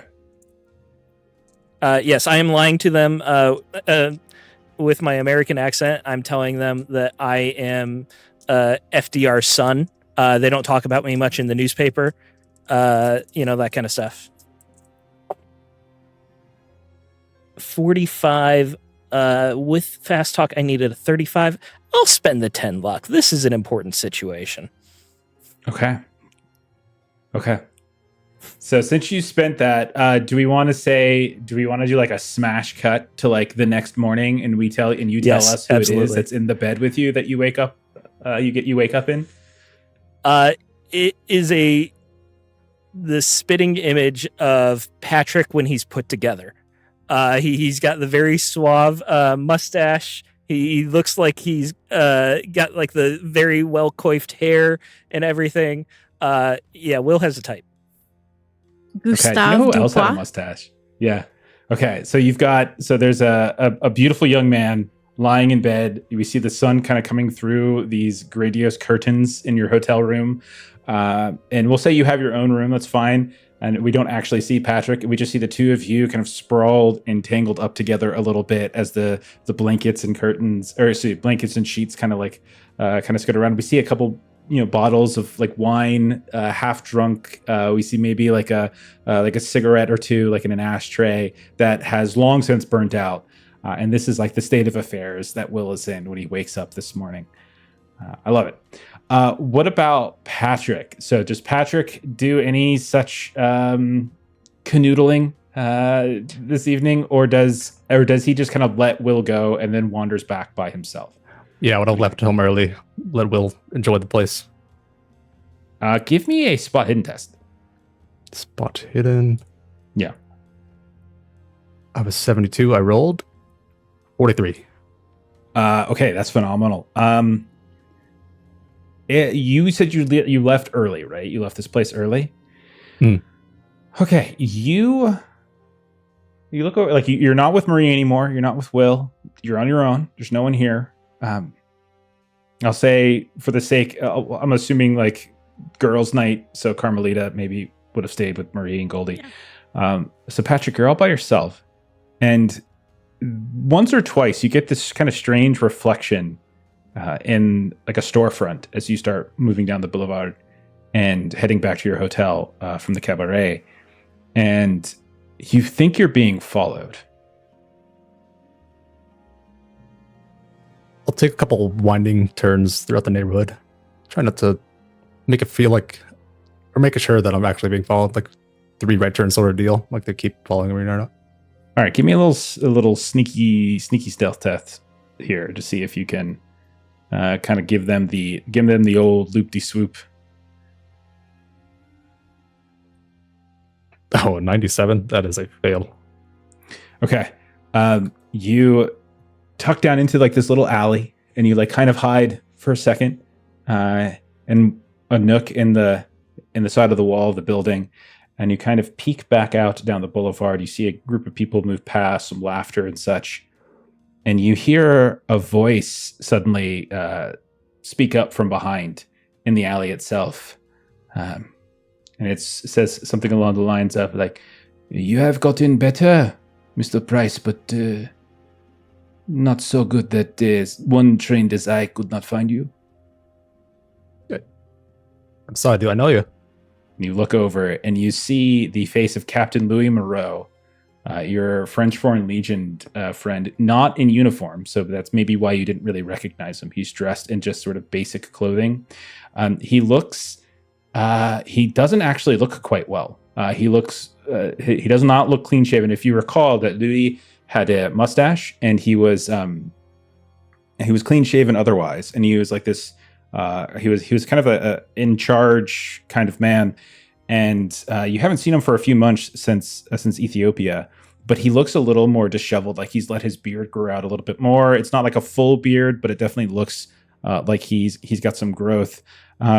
And like his clothes are a little bit more distressed than you're probably used to seeing them. You remember seeing him in like the fatigues of the Legion, and then in that kind of like desert gear that he and the others would travel in.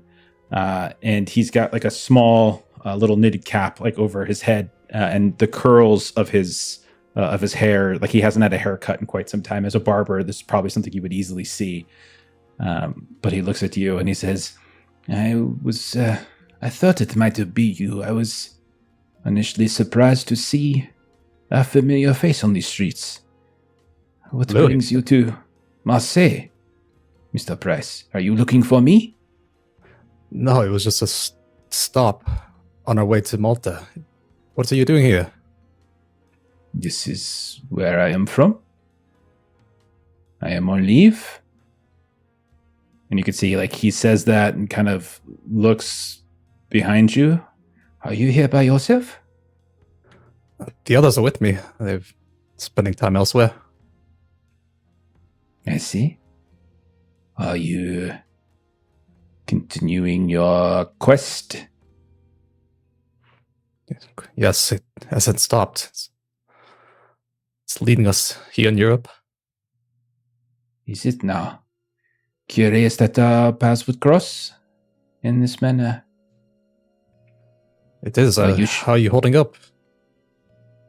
And he like reaches into his coat and he pulls out like a cigarette case and he pulls out like these pre-rolled cigarettes. He puts one into his mouth. Then he offers it to you. Like he offers like the case. You grab one. Okay. And then he does the lights yours and then lights mine or lights his own, excuse me. And I have been bitter, but there are others who are worse.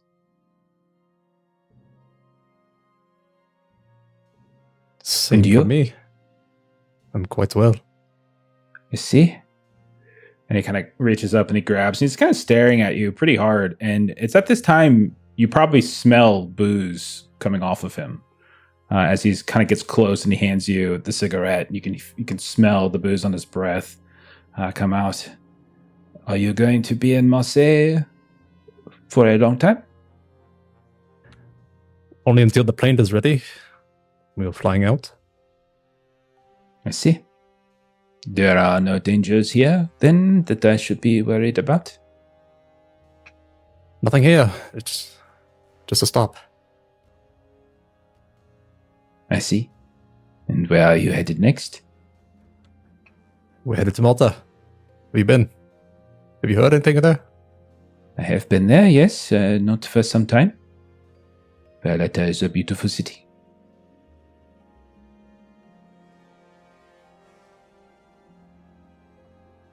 Have you heard of any noise coming out of there? Noise? Or anything worrisome? Any news? I have been avoiding the news. Yes, I have been avoiding the news.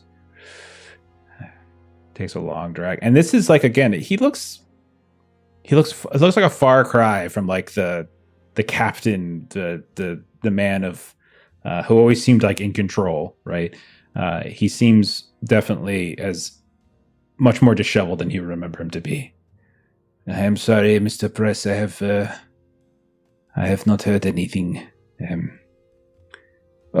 Reports. I have heard there was an incident.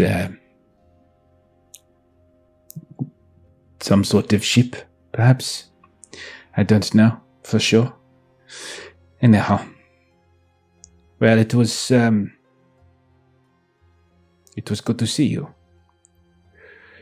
Give my regards to the Swin and Dr. Key. I'll let him know you're doing well. That's the only two names he mentions. Au revoir. And then you see him turn around and he starts kind of like stumbling off into the darkness of the alleyway.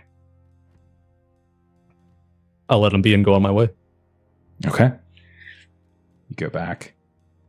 And we cut then to the occult place, the occult shop of Ura. What is it? Are the two of you doing anything in particular? Was there anything in particular you wanted to do? Goldie wants to take a look at the package that was given to her. So she's kind of bossing Marie and Carmelita around of how to continue, because she started making dinner and then she started to be like, okay, I need to look at this, so please continue to chop that. Carmelita, boil the stew. I will be right there. Okay, so they're and all she's like heavily smoking. Yeah, you open it up and you can see, like inside it's just a note. First of all, like wrapped up, handwriting of Cyrus, very familiar. You have seen it before, and like he speaks on like their behalf to a degree, and in it he mentions how they're coming to you because he mentioned Shima's name, and he mentions like they had a young research assistant with them who was also one of his students, and that they are people who you can trust and people that need your help, basically, is what he's saying. And you can see that he includes with it like a small little signet pin that just shows Brown University. It's like his own little pin, like so you like kind of like confirmation that it's his, so to speak. And that's what's inside. So, Charles says I can trust you all, and you lost a friend, student, Shima? Yes, we lost Shima in Ethiopia, and she worked with Professor Key, and she is not feeling well. Shima or Key?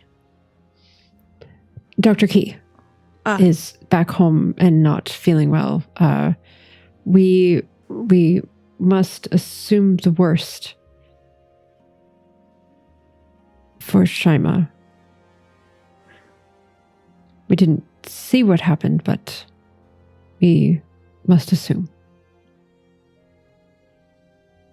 I see. If she does appear, I will let you know. But at this time, no. None. So I do cannot apologize enough for Mr. Sawyer and Mr. Price and their disbelief of as I said, what you can do. They are men. I am not surprised. If Mr. Sawyer, he's young. He's seen a lot. He is helpful, and there is a good heart there. He seems to be running from everything. You are quite astute. He does not seem the type to face, how to say politely, and she just kind of smiles at you. His mistakes, maybe? That he does not. He is loyal. He is loyal. He will fight next to you. Mr. Price, he is very in denial. He has been through quite a bit. He is strong of character. He has had to change his lifestyle, and he is physically afflicted, and it takes a lot of focus for him to not be a danger to us. I tread carefully with my next words. I want to be certain that you understand that I do not share the belief that you were in some way coached, but for your own safety, though, have you been told anything about the things we have seen or the type of danger that you will be in if you join us? Should we do a 50-50 roll, Jeff? For what? To see if I know stuff or don't. About do you mean like from the spirits from beyond, or no, just stuff that you would have been informed how of? much info would they have passed through, like correspondence, or would they have intended for them to tell me once they got here? That's a good question. I would say that you would know that we don't need it's not really a luck in this case. I think you would know that this has something to do with a international organization that much like your own, except theirs seems to be steeped around some kind of drug that thus creates these like sort of transcendent states of like emotional being, like in some cases anger, in some cases like lasciviousness, in some cases, other things. So I think that is something that you would know.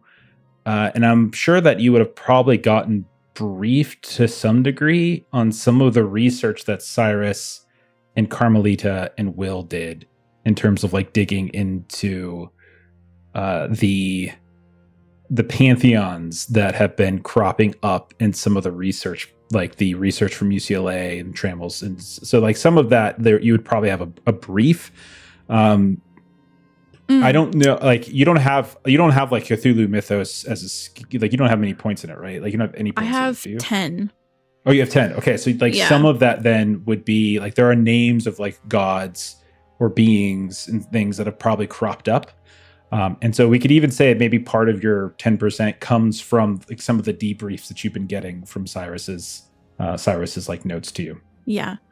And she'll kind of explain that nothing as personal as your direct accounts, but the drugs, the pantheons of the deities that we are dealing with, as I do, it is different than what I normally deal with, but it is more my wheelhouse, so to speak, than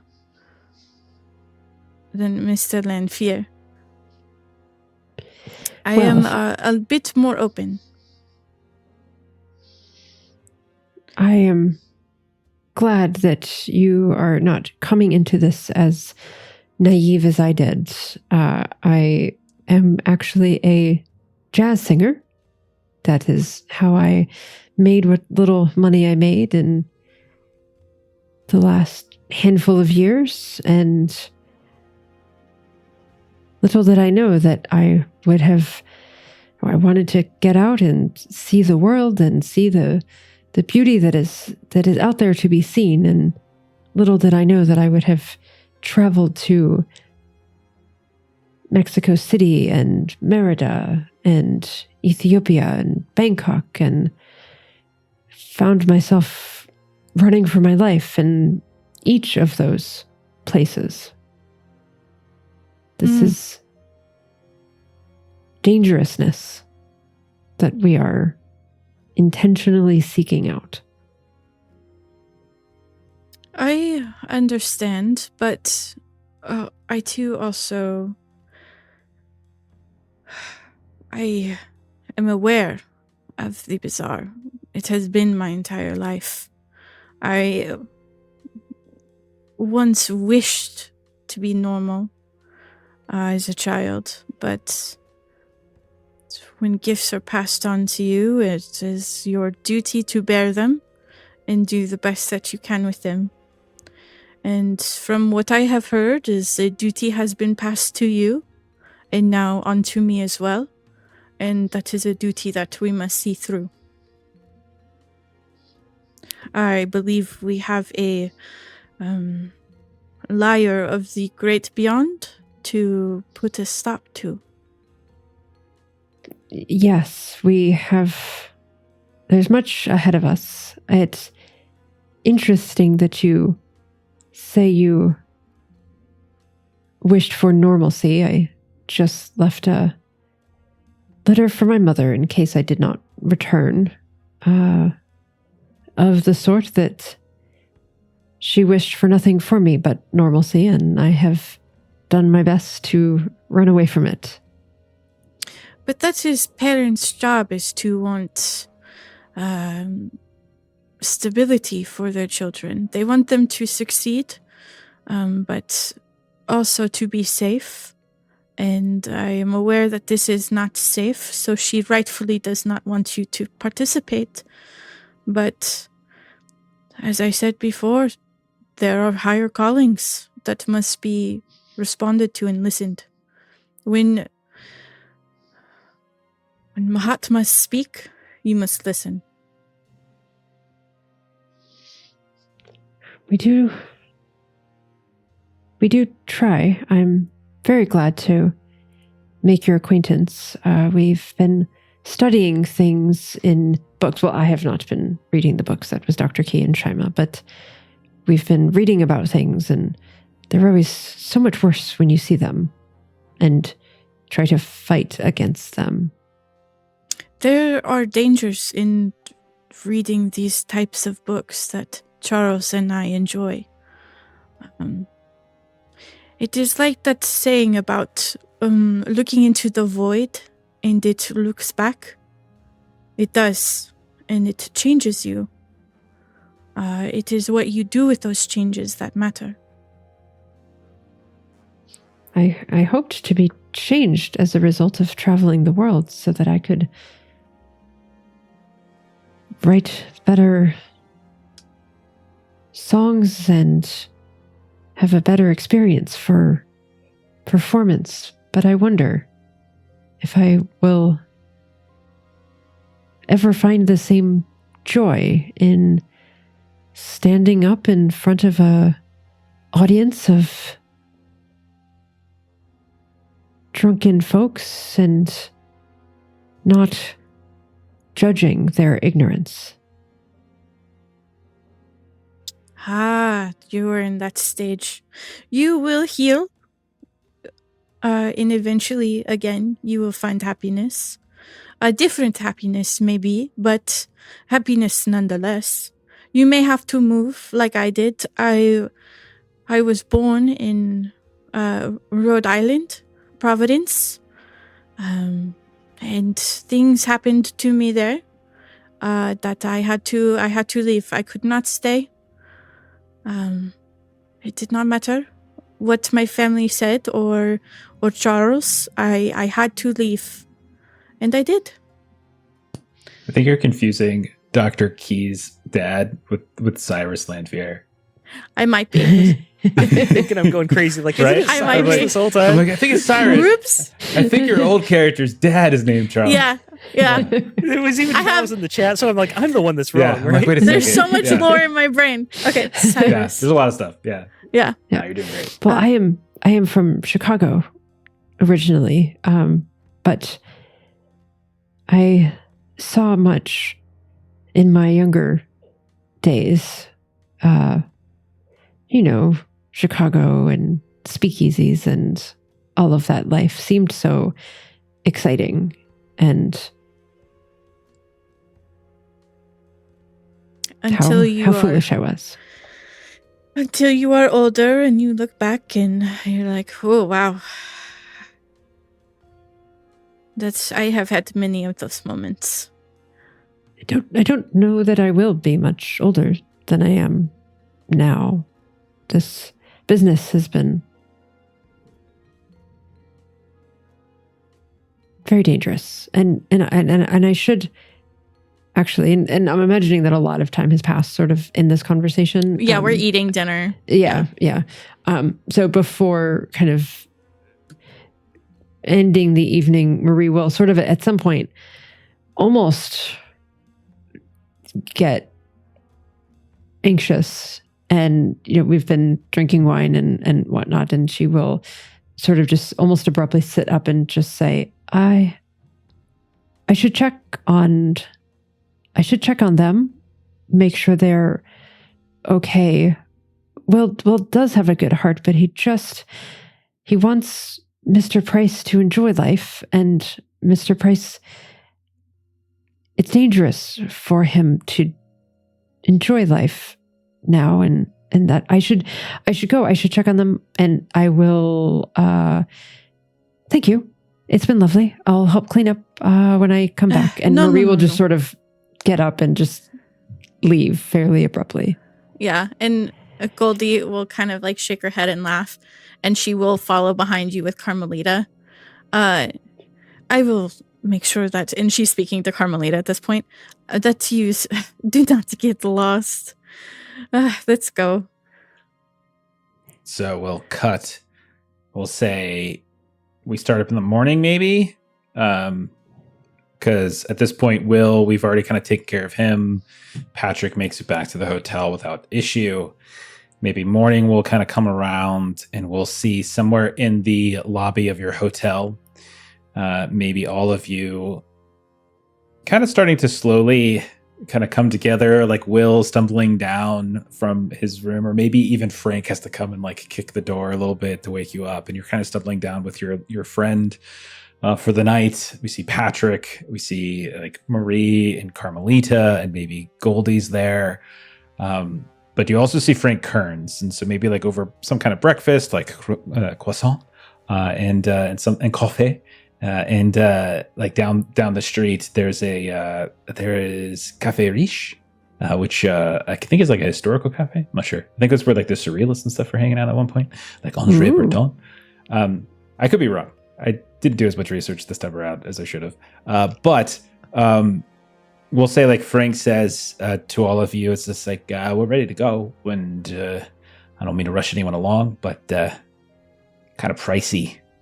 To keep the old bird here. Yeah. I will grab my bags. I will be right back. Sure. Yeah. No worries at all. Not so loud, Frank. Come on, seriously. I'm barely even saying anything. All right, come on, just down.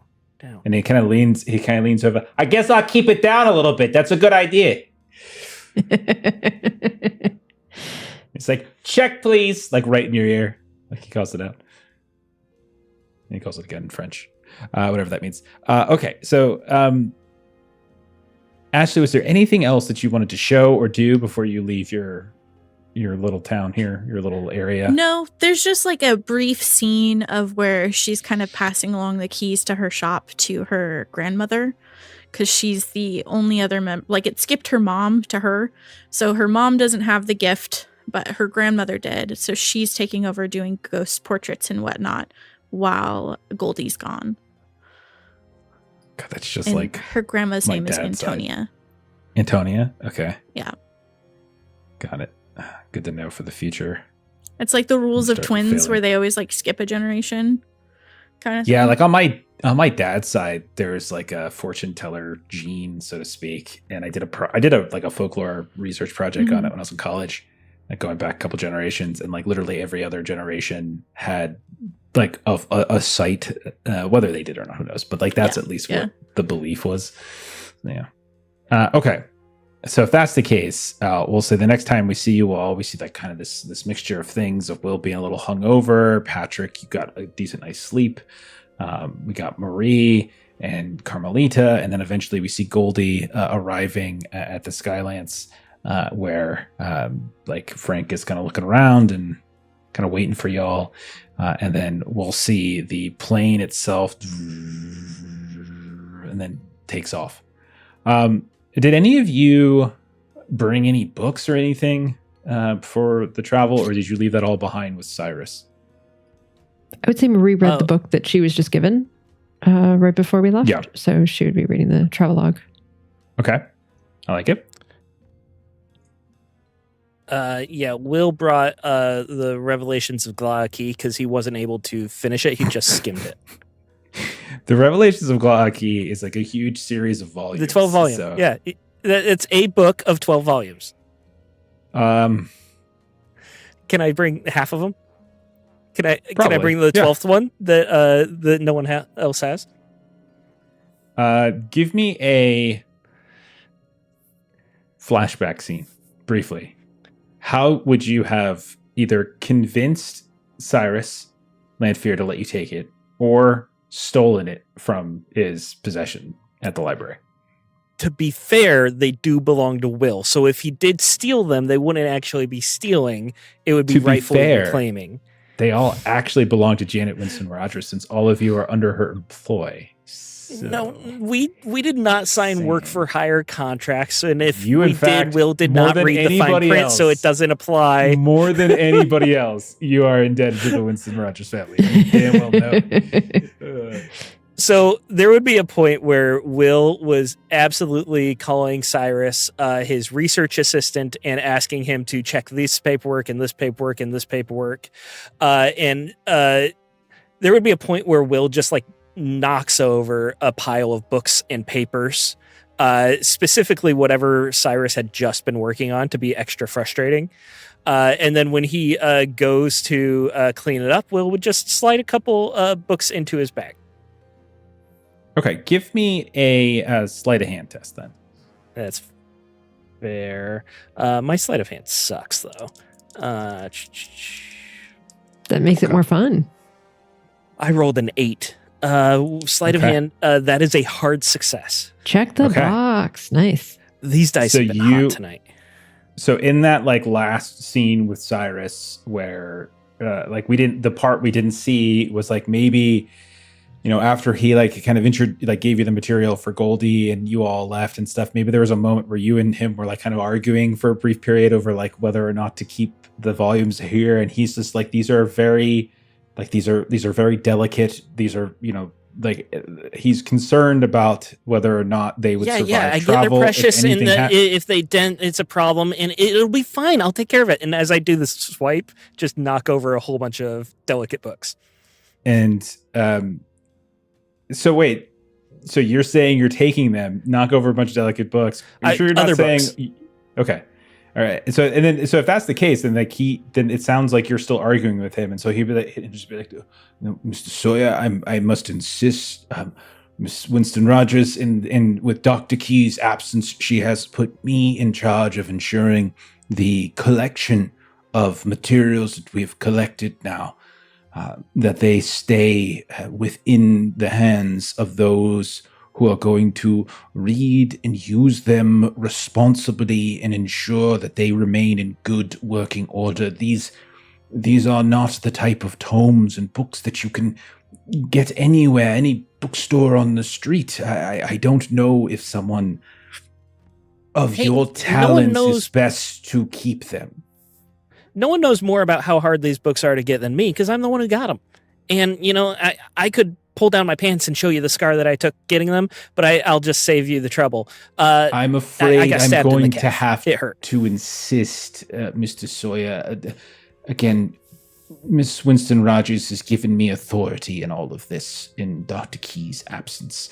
And so he like reaches out and just kind of pulls them towards him.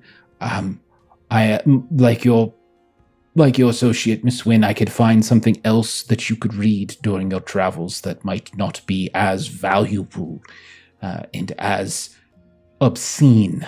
I think you perhaps underestimate just how someone might react should they see these items in your possession. A border agent, perhaps a bellhop, anyone could look at these things. I know how to handle a border agent. I've been able to get things across borders just fine. Don't worry about that. But you know what? You make a good point.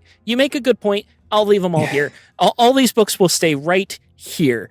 And again, just as clumsily as possible, throwing more paperwork over the side. Oh, goodness. And he's, thank you for seeing reason, Mr. Sawyer, and safe travels. And he like turns to pick them all up. And that's when you swipe them. And he doesn't notice. Yes. And you move away. Okay, so you can have a couple. You can have like the last like rare volume. Last 2, 3, whatever. Sure. Okay. Yeah, the ones that aren't commonly associated. Okay. Is anybody else taking anything? Would I have been able to get some books from the Bibliothèque I don't see in Paris? I think you would have definitely been able to get some for sure. Didn't I send you one? Didn't I give you one already? I have my own, from the society. Yeah, the book of Zion. Yeah. Yeah. Yeah, that's a pretty cool book. Yes. That one's bound in worn calfskin, bears no publisher marks. It's like Victorian typeface. It's kind of got this like mildewy smell to it. It is the title page says The Stanzas of Zan, translated from Tibetan. So this is like a theosophist, like Helena Blavatsky. Like this is like effectively, so there's that. Like anything more than this, if you want, like you could try to. I wonder if maybe I when she started research with like letters with Cyrus, if she would have looked for anything specifically about Yolganak, or is that how you say it? Igolanak. Igolanak, yeah. Yeah, you wouldn't have found anything, even if you did search. Okay. You guys have somewhere in the neighborhood of 50 to 60 occult tomes that you have collected in your travels between LA, the UCLA lot, Trammell's Mansion, some of the stuff that you pulled from Savitri Siricon's library before you burnt it to the ground, and various other things here and there. We have a lot of books. You wouldn't have found anything anywhere about Igolanak in any place. So, yeah. Should we roll to see what maybe Goldie has gleaned from her book of Jean since she's received it? Or would I have not had time to do anything for it's it? Not. No. It's the type of thing that you would have already read. Like there's. Okay. Yeah. This isn't like that book is you are part of the Theosophical Society. Yeah. This is a book that would be associated and prized by that society, essentially is what it is. So it's basically on like sort of like Tibetan doctrines, like the secret doctrine of like Tibetan monks and things like that. It was covered on the entry exam. Yeah. So yeah, I'm crediting with you if like you don't have to like roll for it. You've already read this book. Like cool. Cool. But it's like more of like just a thing you probably would carry with you as like a prized possession. It's just something that you have and refer to. Like if you wanted to try to like roll for like a random other tome, we could do that. But yeah, the best place to find any information about the things that you guys have been doing are in the 40 or something books that you've collected, not that ones they've collected already. Elsewhere. Okay.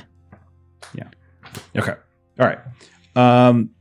What about you, Patrick? Would there have been anything that you would have brought along with you, any kind of tome or research item? Still have Savitri's journals if I haven't read through all those yet. Okay. Sure. How about let's have Marie. I think Marie, you can roll a library use test for your Malta thing. And so maybe this is something that you've been reading in flight. All right, so just keeping track of things. Just so everybody knows, Marie's library use is a 24, which is why Marie has not historically been a reader. Phooey. It's a 66. Okay. Spend luck? No. I'm willing to push. Yeah. You can push it for sure. Yeah. This is just a seems history like book. a horrible idea. There's nothing occult. It just means you might misunderstand something. Like this isn't like what they are reading, which are like occult tomes. You're just reading a history book. That's all you're getting. As is the way, the pushed roll is higher than the original roll. So it's a 75 over 24. Okay. So Marie feels dumb. Maybe you just keep falling asleep. And you kind of read, and maybe what puts you to sleep is that it's like ancient history. You get like this, like literally hundreds of years ago. It's not just like what, recent events, like someone kind of is like trying to give you and contextualize the history of Malta going back quite some time. And it's just none of it is like extraordinarily relevant to what you need to know right now. But and this is also for you guys too, in case you're unaware of where Malta is. It's a small rocky island in the Mediterranean Sea. It's south of Sicily. It is ancient. It is long inhabited. It's got these megalithic ruins that suggest it goes back to some kind of prehistoric settlement, like literally 5,000 years ago, 5,000 BC. So like ancient Greeks and Phoenicians and Romans and Byzantines and Normans and more like would kind of come in and inhabit it at various times over the course of like a millennia or so. And so it's kind of a very culturally rich and artistically diverse identity to this place. And it is like a ideally it's in a Mediterranean port, so it's like well positioned. So there's like a lot of navies that will stop off here. Merchants will come here. So that's definitely the type of place that has a significant like refueling and trade kind of industry. And so you'll see like there's ports and boats and ships and such. So all of those are types of things that you might be reading about. And maybe you start falling asleep when you start reading about Charles I of Spain and how he in the 16th century he gave this basically island to a group known as the Knights Hospitaller, and it's at that point you start to fall asleep. It's like, oh my gosh, when are we going to get to the 20th century with relevant information? Yes. And Okay. like me personally, I am intrigued by this. Marie is, and I Steven put in chat. And since I pushed, I also get a paper cut while I like fall asleep. Sure. Yeah. Okay. And so the last leg from Marseille to Valletta is like 4 hours. And so you guys are, you're up in a little over 4 hours. You guys are up and you're flying and you've been reading. Marie, you fell asleep. Will, you're still kind of working on your hangover. Goldie, maybe you're flipping through your book. Patrick, maybe you've got the journals of Savitri on your lap. And that's when all of you suddenly feel this lurch of the plane, like like this. And you all kind of get thrown about. Everyone give me a dexterity test. Good at Just least, and straight I'm up rolling well tonight, so I'm going to dexterity. fail. All right. 63 under 70 passed. Excellent. 16 under 80, which is extreme, just barely. Wonderful. 95 is a fail. Oh boy, that's really bad. Yeah. What about Goldie? 97 fail. What is your dex? 50. Okay. I was wondering if it's going to be a crit. It was less I think than, she's yeah. okay. I think Yeah, I'm it's okay because almost- it's 50. Yeah, I think Yeah, so. 50 is I think the that's cutoff. right. It's one Yeah. of the yeah. Okay. It's under 50 where, yeah. So Marie, you're sleeping. Maybe you just get smashed against the side of the plane. Will, same thing. Maybe you just kind of lurch upwards. But Goldie and Patrick, maybe the two of you were engrossed in whatever it is you have like unfolded on your laps and reading, and the two of you go flying out of your seats. And I'm not sure when was the last time Goldie has flown, but the two of you go flying out of your seats, and you're kind of stumbling around in the middle of the plane of the aisle. And then as you go to stand up, the plane lurches again and just starts to list. And it's just listing for like a long period of time. And you're kind of grabbing on to some of the seats, Patrick and Goldie, and trying to keep yourselves from just kind of flying upward. Marie and Will, both of you managed to stay in your seats without flying. But there's also like bags are now kind of tumbling all over the place. Belongings are flying here and there. And the plane is continuing to just list in this kind of leftward direction, almost kind of in this vertical, like where the wings themselves have gone vertical. What do you guys do? Frank, what's going on? You call out to Frank, and you don't hear anything. Please tell me someone else knows how to fly this plane. Working towards the No. cockpit. Not at all. Fly, yes. with- Land, maybe. With your extreme success, I'll say you're able to get out of your seat and despite the strange angle, kind of grab this, pull yourself into the cockpit. And as you do, you can see a few things. You notice, first and foremost, when you check Frank is like listing off to the side as well. And he's like kind of in this weird kind of sense of shivering, convulsions. And you see this foam coming out of his mouth. Roll a spot hidden test while you're in here as well. All right. Oh, no.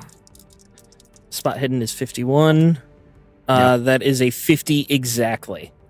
Okay, you notice that you yourself aren't a pilot, but you've been in the cockpit before. Something's going on with the display, the various instruments on this display, and you see there's like this black smoke that's coming up from behind it here and there as the plane just continues to lurch. The yoke, like that he's actually using is no longer, his hands have fallen off of it, and it doesn't appear like he is actually in control of the plane whatsoever.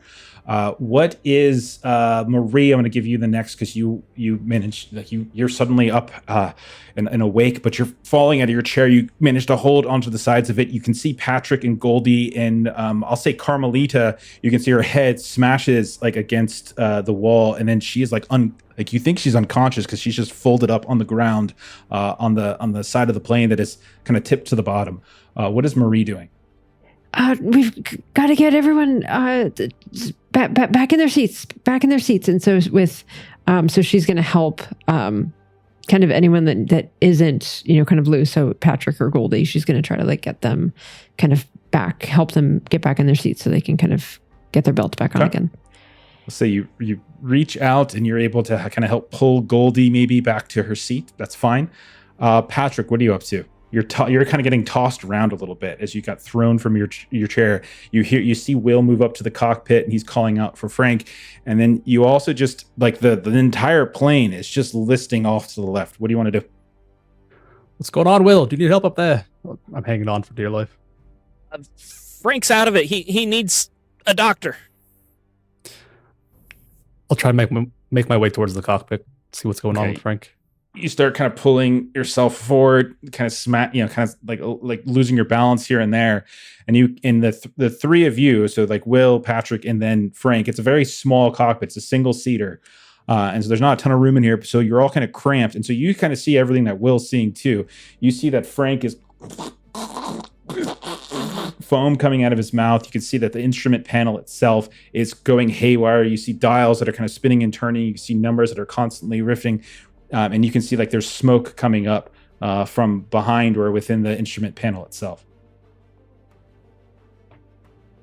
I'll try to grab onto Frank, see what's going on, see if there's any idea of what's happening to him. Sure. So you can give me a first aid or a medicine, something like that. Let's see. I want a medicine, so first aid's probably better here. Okay.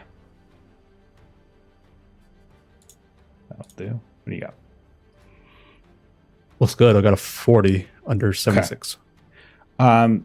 You noticed that it almost looked like he was choking on his tongue, and you managed to kind of grab and prevent that from happening. You kind of scoop, and his teeth almost clamp down on your fingers as you do so.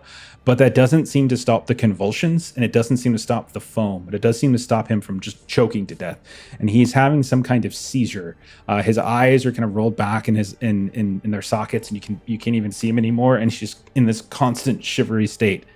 Back in the passenger area, Goldie, what are you doing? You just kind of got pulled and balanced by Marie. The plane is listing off to the side. Everything's kind of going out of whack at this point. You can see, again, different belongings, your books and things. You're kind of getting thrown about here and there within the passenger area. You hear the sounds of Will and Patrick up by the cockpit. Like you can barely hear them. Remember, this is like a propeller plane, so you guys hear the zzz. So it's like you're shouting to one another. So you're kind of getting like every other word here and there. But you can tell something's up with Frank, who you barely know, but you know him to be the pilot at the very least.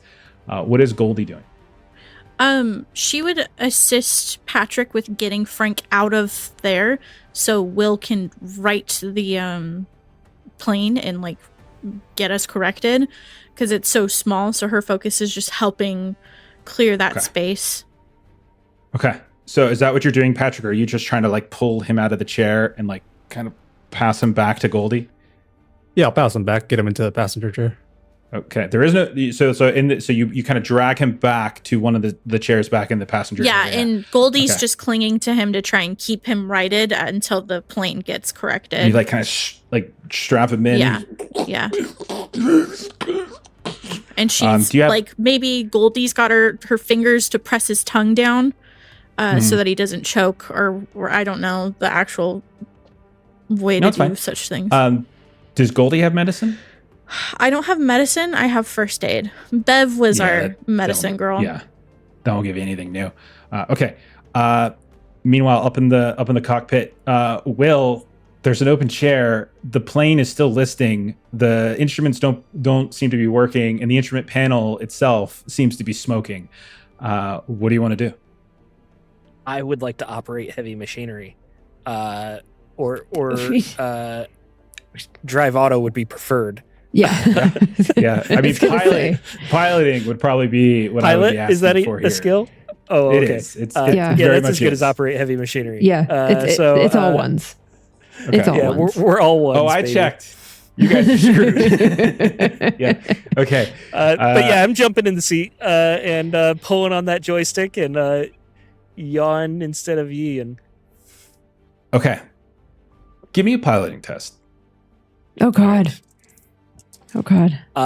Bonus die because I have been watching over Nope. Frank's shoulder many times as I pester him. Nope. If you gotta did, let me finish the argument you before would you have say no. learned some skill in piloting, which would represent that. Just before okay, you so roll, you're saying we should rework my character sheet and up Wait. the pilot skill now. Wait. before you roll, we do have boosts. Remember, you can use 2 at least. But if I use a boost, I can't use the luck, correct? Yeah, that's You how can we use play both. Yeah. You just can't. That's not how we play it. No I luck. don't think that's how Yeah, we we play changed the rule halfway through. Oh, that's right. That's right. And I you At some can't. I'd be point, better off. failure has to be a possibility. Otherwise, why are we rolling this? I think I'd be better off not using the boost then, because the boost would give me 20% and I have 30 luck. So technically, it's a wider range there. Okay. Oh, 30 luck. You're going to... Okay. I mean, So do you want I me need to? a 31 or better. I have 49 luck. I at least have more to work with. Well, if Okay. you want to jump in the cockpit, Well, roll the dice, damn it. that is a 26. So Okay. I will spend 25 luck.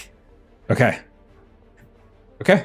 So when a skill is at a 1, is a pass automatically a success and a hard success and an extreme success all at the same time? Yeah, if you roll a 1 is a 1. A 1 is a critical success. So A 1 is a 1. A 1 is a 1.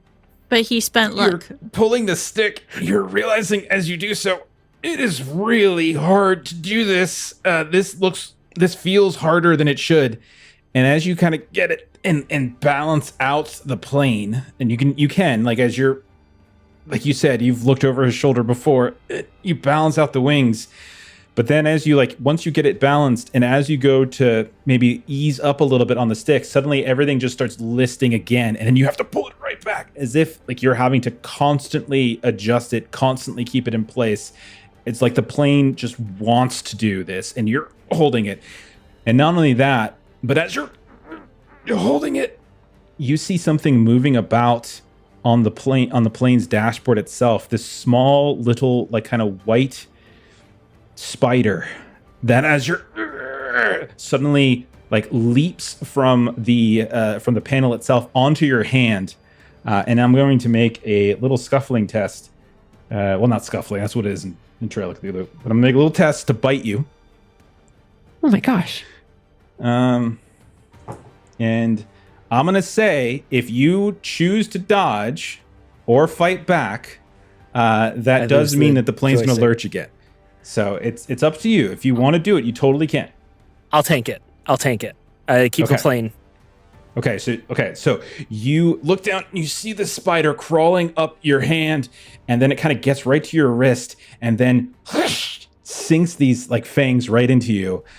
You take 1 point of damage. Oh no. And I need you to roll a con save. Oh Yeah, no. I figured there'd be some sort of venom here. This Con is- is yeah. 60. This is going to be bad. So my dice have started to turn. That's a 73 over 60. I do not have enough luck to pass. Okay. Oh Okay. no. Good to know. Okay. All right. I'll also let you roll a spot hidden as well. All right. Spot hidden is 51. That is a 53. I will spend the 2 luck because why not Okay. at this point? What's the difference between 5 and 3? You see, not only is there this spider, but you see one of them kind of slip down between this little seam in the panels themselves, where the display is. And you notice as this thing sinks its fangs into you, as it pulls back out, it kind of has the fangs themselves, the whole front of its face has this kind of, it almost looks like a slathering rabid dog, and it's not big this is not a big spider whatsoever. It's the size of maybe my palm effectively, but when you look at it, It's got this like drooling saliva slathering down from its mouth, and then it begins to crawl up your arm. Help, help. Patrick, you're the closest. You hear him screaming for help, I think. I think you were the closest to the cockpit. What do you want to do, Patrick? I didn't there see what he's screaming about. Okay, you get in, and if he says, I'm sure you're saying spider, spider, spider, and you see crawling up his arm. Staring right at it. This white spider that has crawled. It's like up to like his bicep, getting close to his shoulder, like it's going up towards his neck. What do you want to do, Patrick? All right, hold steady. I'll get a book and just smack at it. Yeah, we'll say you could still have the copy of the journals on you, maybe in your hand, and you just smack down on it. Roll a brawl test.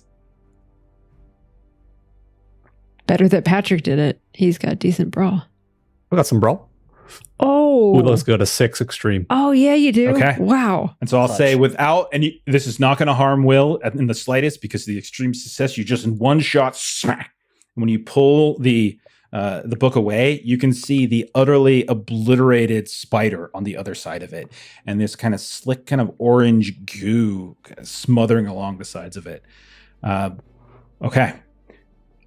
Meanwhile, back in the passenger area, Marie, Goldie, and you can see Carmelita's okay, but she banged her head and it looks like she got knocked out. Don't overplay that. I'm just doing that because Maitreyi's not here.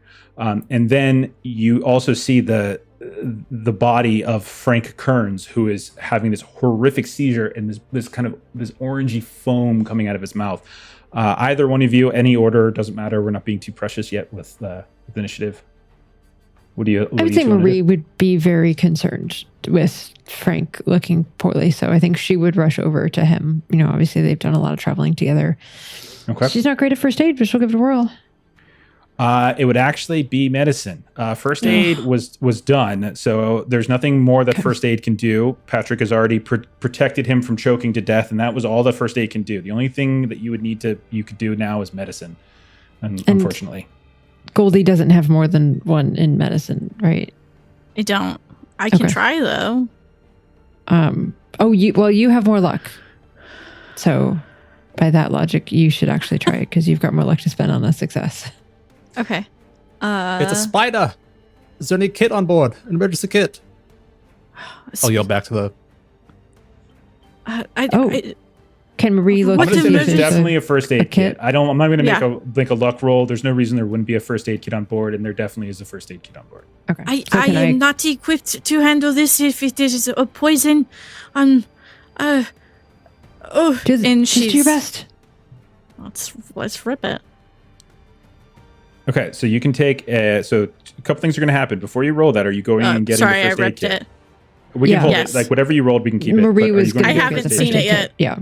Okay, Marie, you go to grab the first aid kit, and as you pull it down from like where it's attached to the wall of the door, you can see pouring out of it is another one of these spiders that crawls up onto your hand right as you pull it away.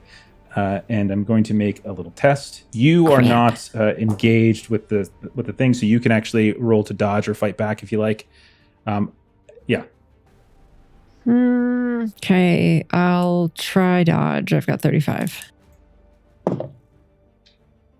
18 under 35. Is that a regular success? I'll spend 1 luck to make it a hard success. Okay, and so you with that, because I actually did roll a hard success, so with that you're able to quickly like kind of throw your hand back, and the spider just goes flying off you onto the wall. It's not dead, but you did manage to keep it from biting you, and you kind of like toss the first aid kit back to Goldie, and now you see this like white spider scurrying about on the wall. Goldie, you grab the first aid kit, you open it up, you can see there's various like gauze and maybe like I don't know, like rubbing alcohol or something. I'm not sure what a 1937 first aid kit would look like, but it's in there, and you do your best. And so, yeah, you can roll medicine with a bonus die. Okay, so I rolled it. I didn't include a bonus die. That would just be another D10. Mm-hmm. Yeah, exactly. Okay, first one was better. Yeah, so I'll go with the 27. I'm going to spend 26 luck to pass. Would it be better? I can spend 27 for an extreme. It's one no matter what. Yeah, No, it's because just a 26 spend. I can't. Yeah, like the thing that I could give you, it's really hard to make sense for it to give it to Goldie. So just keep it at what you're at. What I'll say is you're trying to help him. You're like kind of swiping his mouth, and then you realize as like Patrick calls back, like it's a spider, and you hear like you see Marie like freaking out from the spider. You notice that there is a bite wound right in his neck, almost like right where the jugular would be. And like you quickly start kind of squeezing, seeing if you can get it. If there's any venom you could potentially get out of it. You know that it might be too late for that. It's already in his system, so it's really just kind of whether he can sustain himself. But what that allows you to do is like kind of keep his mouth clean. You're continuing to kind of clean the wound, and maybe some of the venom doesn't go in, and that'll potentially help him as he survives. You would also notice that there is like this, like as you kind of squeeze the wound to force some of the venom out, you realize that the venom itself has this kind of orange quality to it, as it spills out onto your hands or onto his shirt maybe. Keep your eye out for more spiders. I just saw one. Kill it. Okay. So Marie, I'm going to say your turn had been to get the first aid. So like there's still a spider going. Patrick, your turn was to attack, for Will. Goldie, your turn, was to take care of Frank. I'm going to say Will, your turn was to basically steer the plane. We're going to come back to essentially the top of the round. Will, take a point of damage. Oh. Yeah. All right, that's fine. And you're starting to feel like you feel your hands just suddenly like kind of twitch a little bit, and like your body kind of twitches, and like your hand is just beginning to, from where the wound was, it's just kind of growing discolored, which is similar to what Goldie sees back by the bite that is in Frank's neck. But you can see very quickly it seems to be discoloring the little section around your wrist. Do you continue to hold on? I'm not going to require you to do another piloting test, but as long as you continue to hold on, do you continue to hold on to the open? Yeah, I'm perfectly happy to spend my entire action just trying to keep this plane straight and level. And that's exactly what you're doing. And you can continue to see smoke coming up now, and it's actually starting to get a little bit like hard to breathe in here as there's smoke that's coming up. It's not to the point where like you guys are suffocating or anything, but it's starting to be noticeable as you breathe it in. Okay. Also, yelling at Patrick that there's a spider in the dash because I saw another one coming out. Okay. And then you know what, Will? One other thing you could potentially do. Do you have like mechanical repair or electrical repair? I have 10 in mechanical repair, 10 in electrical. It's the same either way. Do you want to give a mechanical repair test? Would that hinder me from flying? Or no, this is just a thought thing. Or you could give me an intelligence test, but I would want a hard success. Let's go with actual repair. That feels more faithful. Okay. So I need a 10. I'm not going to get it, but we'll roll it. That's a 59. No. Okay. Your knowledge of plane engineering of avionics is I know just smoke not is bad there. Yeah. So, and you're also, you know that whatever's happening with the stick, it's not supposed to be happening. You just don't know exactly what's wrong. And clearly the smoke is, and like you can look at these panels, these instrument panels, while Will might not know exactly what they mean, they mean even less now because none of them seem to be functioning properly. So you recognize that there's something broken. You're just not sure exactly what it is. Okay. Gotcha. Patrick, you've got Marie screaming about a spider. You've got Goldie saying something about poison. You've got Will, who is like kind of twitching and like calling out spider going into the dash. Patrick, you're right now kind of in that in-between space between the cockpit and the passenger area, in this very tight place. The plane is leveled out, so you're not, thanks to Will. But what do you want to do? Will's mentioning spiders and broken dash and smoke. I'll investigate where that smoke's coming from, or why the dash is broken, see if I can get into that. You could kind of get down a little bit on hands and knees and kind of slip by him a little bit and get towards where the instrument panel is. Again, I would want a electrical repair, or I'll take an intelligence, but I would want a hard success. I'll hit it with electrical repair. Okay. I do have a 37 in it. All right. Great. I think you might be the best at that in this group. 39. I'll spend the 2 luck for regular. You think that you would think there's some kind of probably like an electrical fault of some kind, something shorted out within, which is causing maybe the signals behind the panel to not be properly kind of sort of disseminating to the various instruments. That seems to be the issue. And I'll say with that roll, you would know how to kind of get beneath and behind. You would also know that it's very dangerous to do this while the plane is in flight, while there's active currents flying through, coming through. So this is very dangerous, but I would say you would kind of know how to how to get inside, and then we would roll another test to see how long it takes you to fix it. What would you want to do? Okay, can I do that on the same turn? Attempt to fix it? You can open it up. Yeah, on the same turn, you can kind of like reach into it and find like access panels, essentially. Because you're like on the ground right next to where Will is sitting, and like you're trying to kind of squeeze your arms around and reach and pull into the panels of the dash as best you can. Yeah, I'll spend some time, just carefully start repairing it. See if... Okay, so you're starting to pull out some wires and some guts here and there. You feel like a little slight shock here and there, but then you see crawling on your arm suddenly is this little white spider, the very one that Will said, and it's going to attempt to bite you. What do you want to do? Do you want to? Let me dodge or fight back? Fight back. Fight back as I roll my fighting, right? That's correct, but you have to beat it. What I roll have to beat as it. opposed to equal it. Okay, I'll go for fighting back. Okay. Go for it. Oh, it's another 97. That's not good. It was so close Okay. to 17. And this is going to bite you as well. Take 1 point of damage. this is very bad. Yeah, the And spider's then- in here too. Roll a con test, please.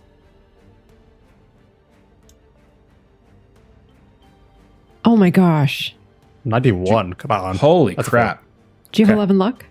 Yeah, let me 11 luck it. I'll make it a regular. Okay, got it. Understood. Okay. All right, so then I'm going to say we go back to... sorry, I didn't put you guys in a proper initiative. I'm just doing kind of like a narrative initiative. So we can play it out of order if there's something that pops up. So Patrick, you're swiping away now at a spider on you, and it's kind of crawling over, a bit into you a little bit.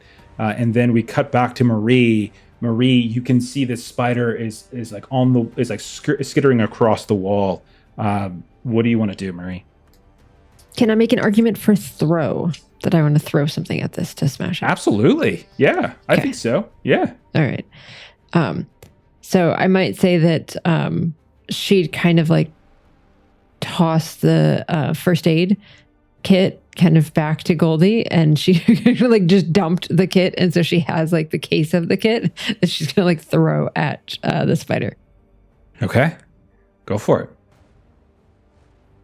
All right. That's a 28 under 40. So like I'll spend the 8 if it'll help me with a hard success. Yeah.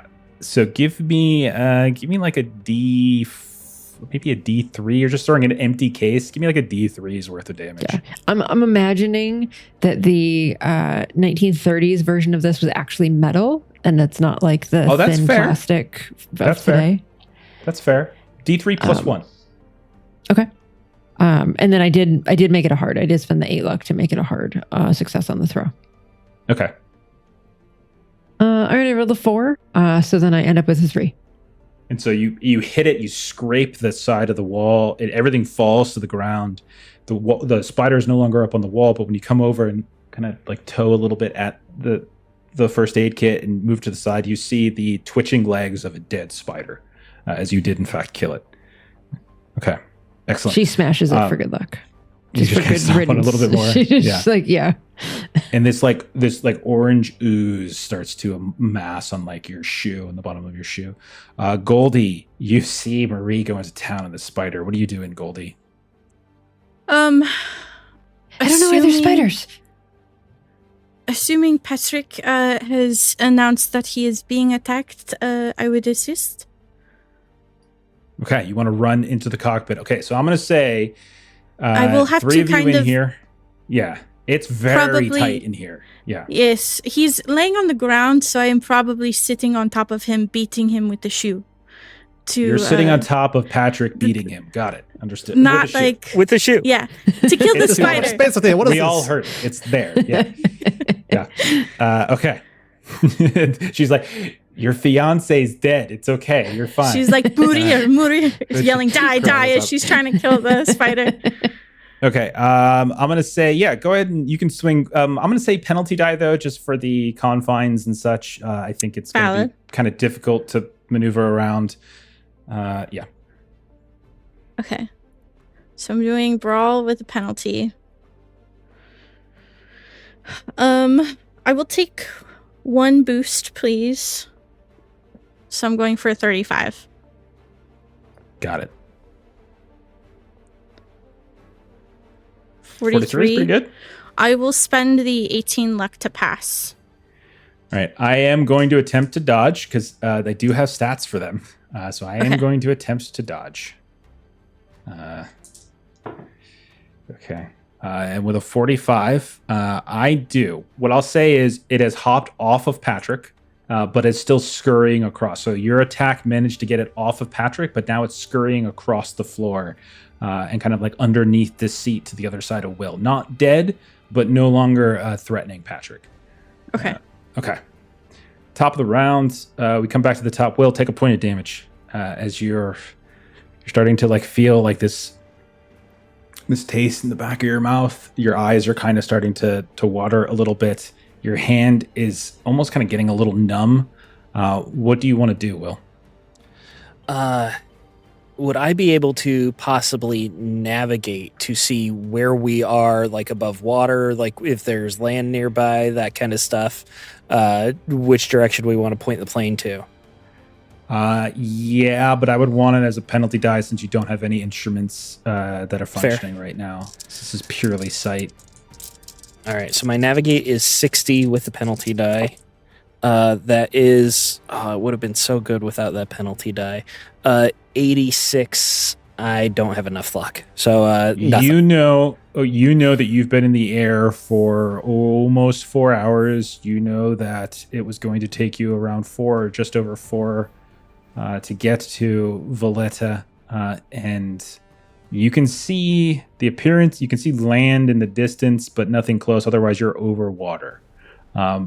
You would think you're close, but it's hard to be sure of anything. And yeah, and like the descent hasn't happened. Like he hasn't gone into like final descent or anything like that. So it's hard to tell for sure. Okay. All right. Patrick, you've got Goldie on top of you. She shooed this spider away. What do you want to do? It's off of me. I must repair these wires. And I'll try to finger with the wires, trying to get them connected. Okay. Yeah. So you can start you can roll a electrical repair or another intelligence test that requires hard, just to speed things up. Like if you want to do it quickly, like where you can get it done like right now. Otherwise, it's going to take you a little bit of time. I'll keep hitting it with the electrical. Okay. This one was a 57. You can push. I don't have enough luck. Don't forget, that's right. Pushing exists if you want it. It's only a 37. That's not really statistically. Do you want the plane to pushed on a 24? Just saying. Yeah. But it wasn't to fix the plane that's holding us in the air. It was like Who guessed much 65? Your paper Anyone cut guess is what 65? drew these spiders upon us. They smelled the blood. Yeah. Yeah, I'm pushing this. I get scared. Oh my gosh. Look at that. It's a 12. Hey, look at you. Attaboy. Okay. Attaboy. I was going to electrocute you, by the way, if that failed. If you failed the push. Yeah. Hard I success shoved Goldie with off a 12. me. That's why it made it easier. Yeah, so you managed to like rip some spiders, rip some wires down, and like you just kind of pull out some things that are faulty, and kind of like quickly like splice a few other things together. And then, Will, you notice on the panel, many of the instruments start to work again. Not all of them. There's some things that probably got lost in the jangle of it all, but you can see things start to work. You can start to see like you're start to properly measuring various instruments. And not only that, but you can hear the radio is now suddenly crackles on as it has been very quiet inside the cockpit up until this point, and it sounds like that could have potentially connected that. Okay, Patrick, well done. Marie, you are in the back. You've killed this spider. Mm-hmm. Goldie ran up into the cockpit, but there is, and she like was kind of screaming about a spider. You don't know where the other one is. What would you like to do?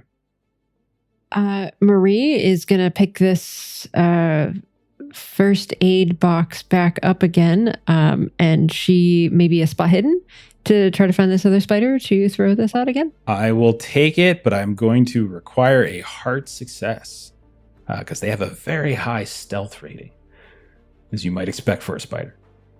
Okay, spot hidden. I'm rolling under 72, so I need to get a 36. And that's a 44, and I will spend the 8 luck. Okay. You see one suddenly, like it crawls out from the other side of the seat that Will is in. And like Goldie's like kind of looking around, but her vision of it is going to be obstructed by the seat itself. And you see it start to scramble up the underside of the right-hand side of the cockpit. And it's kind of coming up underneath the panel again. It's like looking around for something. So do you want to go like running in and trying to smash it? Or do you want to throw something in there? So just from a practical perspective, is this going to better be a brawl so that I'm not like breaking instruments while I do this? Like I don't want to like throw a big box at it if like that's just going to break the stuff that Patrick just That's fixed. definitely fair. Or hit Will in the back of the head and knock him out. And he just kind of goes forward as the plane dips. It's probably safer on a miss with a melee, with a brawl. With a brawl, okay. With a throw. All right, I'm gonna take a boost so that I'm trying to roll under 35 instead of 25. Okay. Yeah, I am going to require a hard though again, just because. Yeah, just to get anything out of this. Actually, no, I won't do it that way. I'll give you a penalty die. I'll give you a penalty die for it instead. Penalty die is so painful because you see what could have been. Right, and it's obviously going to attempt to dodge.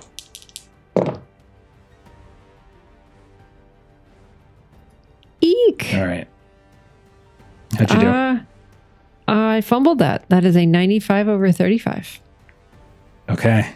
Oh, no, wait, 95. 95 is not. It's a 90. It's not a fumble. Right? That's just a fail. 96. That's just a fail. 96 would be a fumble.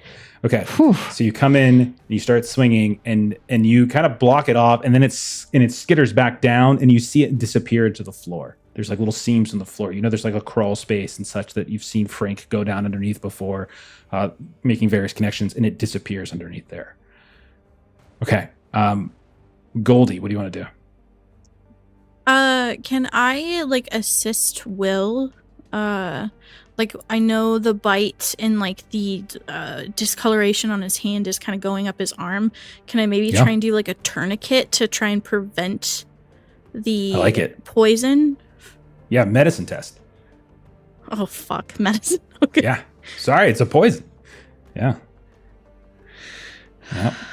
I'm gonna take 2 boosts. So I'm going for. If you take boosts, you can't use luck though.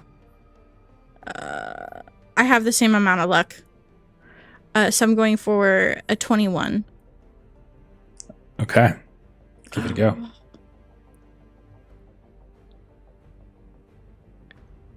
No dice, 76. Get off me! I'm trying to fly a plane. You do the thing that you want to do. It's just you have no idea if it's effective or you have no idea. Like you have no idea. We need to get you to a hospital. We'll take a point of damage. Yeah, we all have to get on the ground. I agree. These stupid spiders. Where are they coming from? We'll take a point of damage. Your hand starts to clam up and you feel like this this tremor start to take over, and then you realize you're like on the verge of some kind of seizure as your body is starting to seize on you here and there. What do you want to do, Patrick? Or not Patrick. What do you want to do, Will? I would like to begin the descent. Give me a piloting try to get test. us lower to the ground. You can take a bonus die because Patrick was able to repair the electrical problems. Unfortunately, no one has repaired the mechanical problems. With the bonus die, am I still allowed to take audience boosts? Yeah. Is that allowed? Okay, I'm fine with I'll that. take 2 audience boosts. So I need a 21 or better. And I've got 3 luck.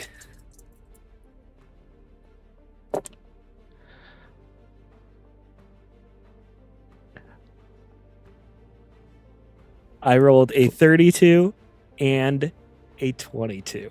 So I will spend the 1 point of luck to turn it into a regular success. I'm sorry. Oh my goodness. No? You won't do that because you you did. Shit, I can't used spend audience luck. books. Yo, you're right. God damn it, I got so excited. But you wouldn't have been that close if you hadn't taken the boost. So Yeah. it all works out. Yeah, exactly. Yeah. Will Okay, I crashed the part. Oh, damn it. Will you, your hands beginning to seize, your body beginning to seize, you just push forward on the yoke, and all of a sudden the plane just and starts. I don't feel so good. It starts flying down, dipping. Patrick, Marie, Goldie, all of you are kind of now thrown forward. I need all of you to make dex tests as you are kind of thrown onto the front of the plane that just suddenly started to dip.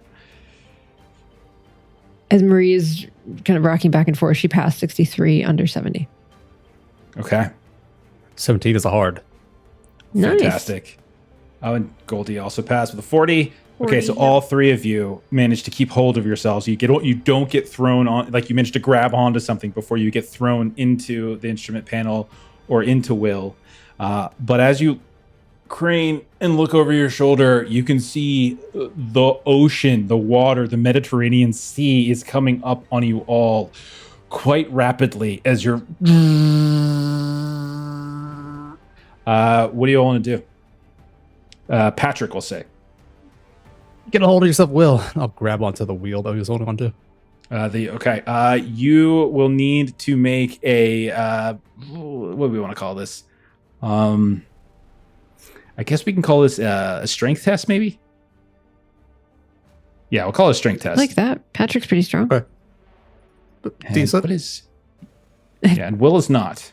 Marie's got 40, so I'm assuming it's better than that. I'm wiry.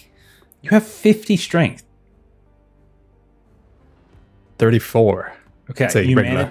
you managed to grab hold of the stick and kind of like shove Will off of it. He's still in the seat, but you managed to kind of push his arms off of it. But right as you grab it, suddenly it begins listing down. No one has corrected that mechanical problem, and the plane once more begins to almost go like vertical off to the side. I need everyone to roll, including you now, Will. Everyone to roll a dexterity test. Oh my gosh. Do I have a Twice. penalty because I'm poisoned? No, you don't. 23 under 70. That's a hard success. Problem with you is that you're taking a point like every so often. Yeah. Your point of damage. It's tickling down. Another Tricking. regular. Okay. 76 I did- fail. Okay. Are we burning Goldie, through like you all go- of your luck, Goldie? Oh yeah, Goldie, you I'm go at 26. You go flying to the other side of the cockpit and you smash your head against the side of the wall. Take a point of damage as now a little bit of blood comes down. How'd you do, Marie? Hard success. Yeah, it was totally fine. Okay. Okay. And how'd you do, Will? I'm doing clutch on all the inconsequential rolls. I got a extreme success, 4 under 80. Okay. So you're clinging with like maybe your one good arm is still clinging, but that hand that was controlling the yoke is like literally in a claw grip, and you are now starting, and all of you that can see him see that same kind of foam that was coming out of Frank's mouth is starting to come out of Will's mouth now too. Patrick, you are holding on to this thing, but unfortunately, because like you're not sitting in the pilot seat, it's hard to do the proper piloting thing just yet, but you've grabbed control of it from Will. However, the plane is like veering down. It's going to crash in a horrific fashion. Marie, Goldie, the two of you can do something here. I'll say Marie first since you passed your dex test. I'm gonna try mechanical repair. Like I gotta try to like see what the issue could be. I'm not great at it, but give me a mechanical repair or an intelligence with a hard requirement. Like it would require a hard success. I'll go hard in. That's 30. Mechanical repair is 10. So okay, go for it. 45 over 30. I'll spend the 15 luck. You maybe have overheard Frank talking from time to time. You're not sure. Like he described it like a rudder, like kind of like a boat. The mechanics, the engineering of it doesn't really make a whole lot of sense. But you just know because when he was explaining the way that like the pilot it works, it's like connected to something beneath the floor. It kind of connects back. If you wanted to correct the problem, you need to go into the crawl space beneath this cockpit. There's panels that you've seen him pull up before, and you can crawl down in there. Likely something is either malfunctioning or jammed or busted or whatever it might be down there. That's what you would need to do. Okay. And she is fairly dexterous, so she would like to try to do that. And you do. And you pull up and you start to climb down under. But as you do, you realize two things. It's very dark down here. And you also feel not one, but two things skittering over top of your skin. And then you feel the bites of two of them. I'm going to say no dodge is going to be possible because of the tight quarters, but you could fight back. Okay. So if you want to do that, you're welcome to. Okay. Yep. Brawl is really the best that I've got. So I'm gonna try. Go for it. I gotta grab some boost. I've got to survive this so that we don't crash the plane. Mm-hmm. Man, got greedy. Okay, I rolled a 17, so I would have been fine anyway. But now I can't check the box because I took the boost. Okay, so you managed to on the first one. You reach out. You kind of like as best you can smash it. Roll a d4, I think, for your damage. Right? Do you have a DB or anything? No. Okay, so then roll your roll a D3. Excuse me, D3 for a punch. 1. Okay, that is actually not enough to kill it. They have 2 HP, so you smash it, and like you like your hand maybe gets one of the legs, but it's still up. But you did manage to avoid the first attack. Second attack comes in. You can fight back, but this time it would be with a penalty die, as there's more than one crawling over you as you're like trying to army crawl through this small little crawl space. Okay, take another 2 with penalty. So I'm aiming under 45.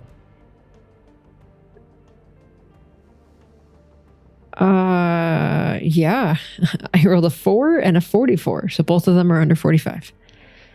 What level of success is the 44? Oh, regular. Yeah, because you're fighting back, you need to beat it. And in this case, I succeeded on the attack. So you're going to take 1 point of damage. And then I need you to roll a contest. Pro tip, pass the contest.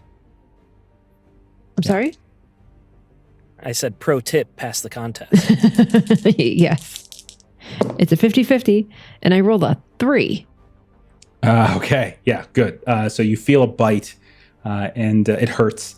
But the effect that you've been seeing with Will is not gonna. It's like with Patrick, like you're able to, your basic constitution is able to shrug off some of the poison that's coming through. I would say Marie doesn't know this, so she's like screaming and freaking out because she feels that it got bit, and so she thinks that she's gonna have the exact same thing. So she's losing her damn mind. All right, Goldie, do you want to do something here? You just banged your head. The plane is listing onto its left. I would like to get on you said the radio finally turned back on. Yes. She would like to get a hold of that and emergency. our pilot had a medical emergency and we are falling at it. Help!" And just, again, calling out for help. You hear it crackles on, and it's like the air, and at first it's in Italian, or actually no, first it's in Maltese. Then once it hears like your voice that you're speaking in English, it'll actually say it in English, and it'll kind of call out like location. It'll like ask you questions. You know, you've got like an air traffic controller who's like asking you for your condition, and it's trying to talk you through like on your panels, like where specifically are you? So you're like, now you're in regular contact with somebody on the air traffic controller. Okay. Top of the round. Take a point of damage, Will. Well, this is effectively your last turn to really do something before you're in full Frank Kern's convulsions. As you're almost all the way gone now. What do you want to do? It's good question. I feel like it's time to start abandoning this plane. Either way, I'm not going to be a very good pilot. So I think Will would like try to crawl out of the seat and start like crawling towards a cabinet looking for parachutes or something like that. You know, he's shuddering. He obviously can't move that well. But just like, yeah, army crawling his way, getting ready to... He's being optimistic that he'll be able to get himself out the door of this plane before he goes into a seizure, but... You will not be able to swim! Like, she's just yelling. You crawl out of the cockpit and you like reach up to the cabin on the other side where the passengers face like the wall on which the cockpit door is in, and you pull open the cabinet and you see like a pack, but instead this white spider leaps off of it right onto your face. Oh no. But it misses with a 97. Holy crap. Don't worry about it. I just rolled a 97. And so it leaps out and misses. It like jumps over you and like lands to the ground. Now that no one's holding the yoke, the plane lurches again. Yeah, and it's just like, because you're literally like kind of crawling on your side, because again the plane is kind of on a vertical axis here. Patrick, the seat is clear. You and Goldie are loaded. Goldie's like communicating and talking with somebody who is trying to get like your coordinates, trying to get status of the airplane, what's going on. And Goldie, and I'm going to assume you're Can I try and give coordinates? Yeah, that's what I'm saying. Like, there's no roll. You can do this. Like, because Patrick succeeded, you can like look at the panels, and like whatever they're asking for, like in terms of like relative, elevate. You know, what's it called? Not elevation. Altitude. Thank you. That's the word I was looking for. And like bearing and all that kind of stuff. Like you're looking at the panel, calling out one after the other, and you're doing this all kind of like hanging and drifting off to the side. Patrick, I'm just strapping into the seat. Yeah, see what's going on here. Piloting test. You can make it with one bonus die. I know you guys don't have piloting. Sorry. We've got boosts. What do you mean? I'm a great pilot. We'll find out. Not really. With the bonus, I rolled a 32. I unfortunately don't have luck to reduce it. And so you're unable to get the actual plane steadied. And so as Goldie is calling in to the tower of Vleda Airport, as Marie is like swiping away all these spiders and reaching out and feeling like the machinery down there, something's like jammed or something into it, as Will is now starting to convulse, and there Frank is on the seat next to him, right above, also convulsing.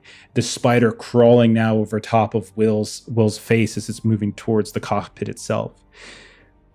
We move, the camera pulls outside of the plane, and we see the plane on its side veering down.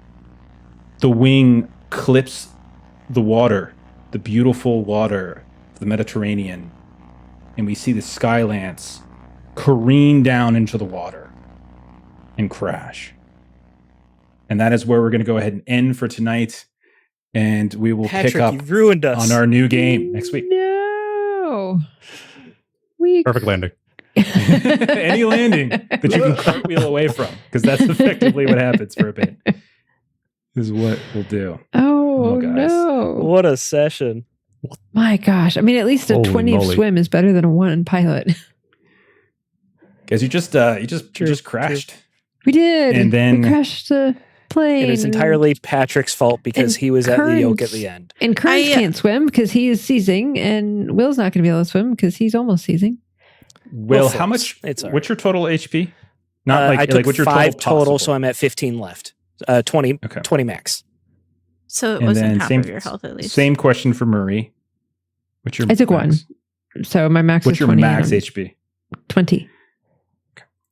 Thank you. Good to know. Okay. All right. So you guys just crashed into the Mediterranean en route to Valletta. Yeah, that's bad. Goldie. It was so Glad you're nice part of the being team. one episode. Yes. It was nice to meet you all. Thank you for leading me to my death. It wouldn't be the first time Uh-huh. Ashley's made a character and then it left the same session. Yeah. I mean, this wouldn't be leaving voluntarily. Mm-hmm. Yes, but there is precedent for a nope. You're so close. You're so close. If Patrick Man. could have succeeded and then Marie could have fixed the thing, you could have Mhm. potentially crash landed onto the runway, and that would have Yeah. been a little bit better. Ideal. Yeah. There's no way like it's going to be a great landing, but like you could have potentially got to the air. But because it's rough. Sorry, guys.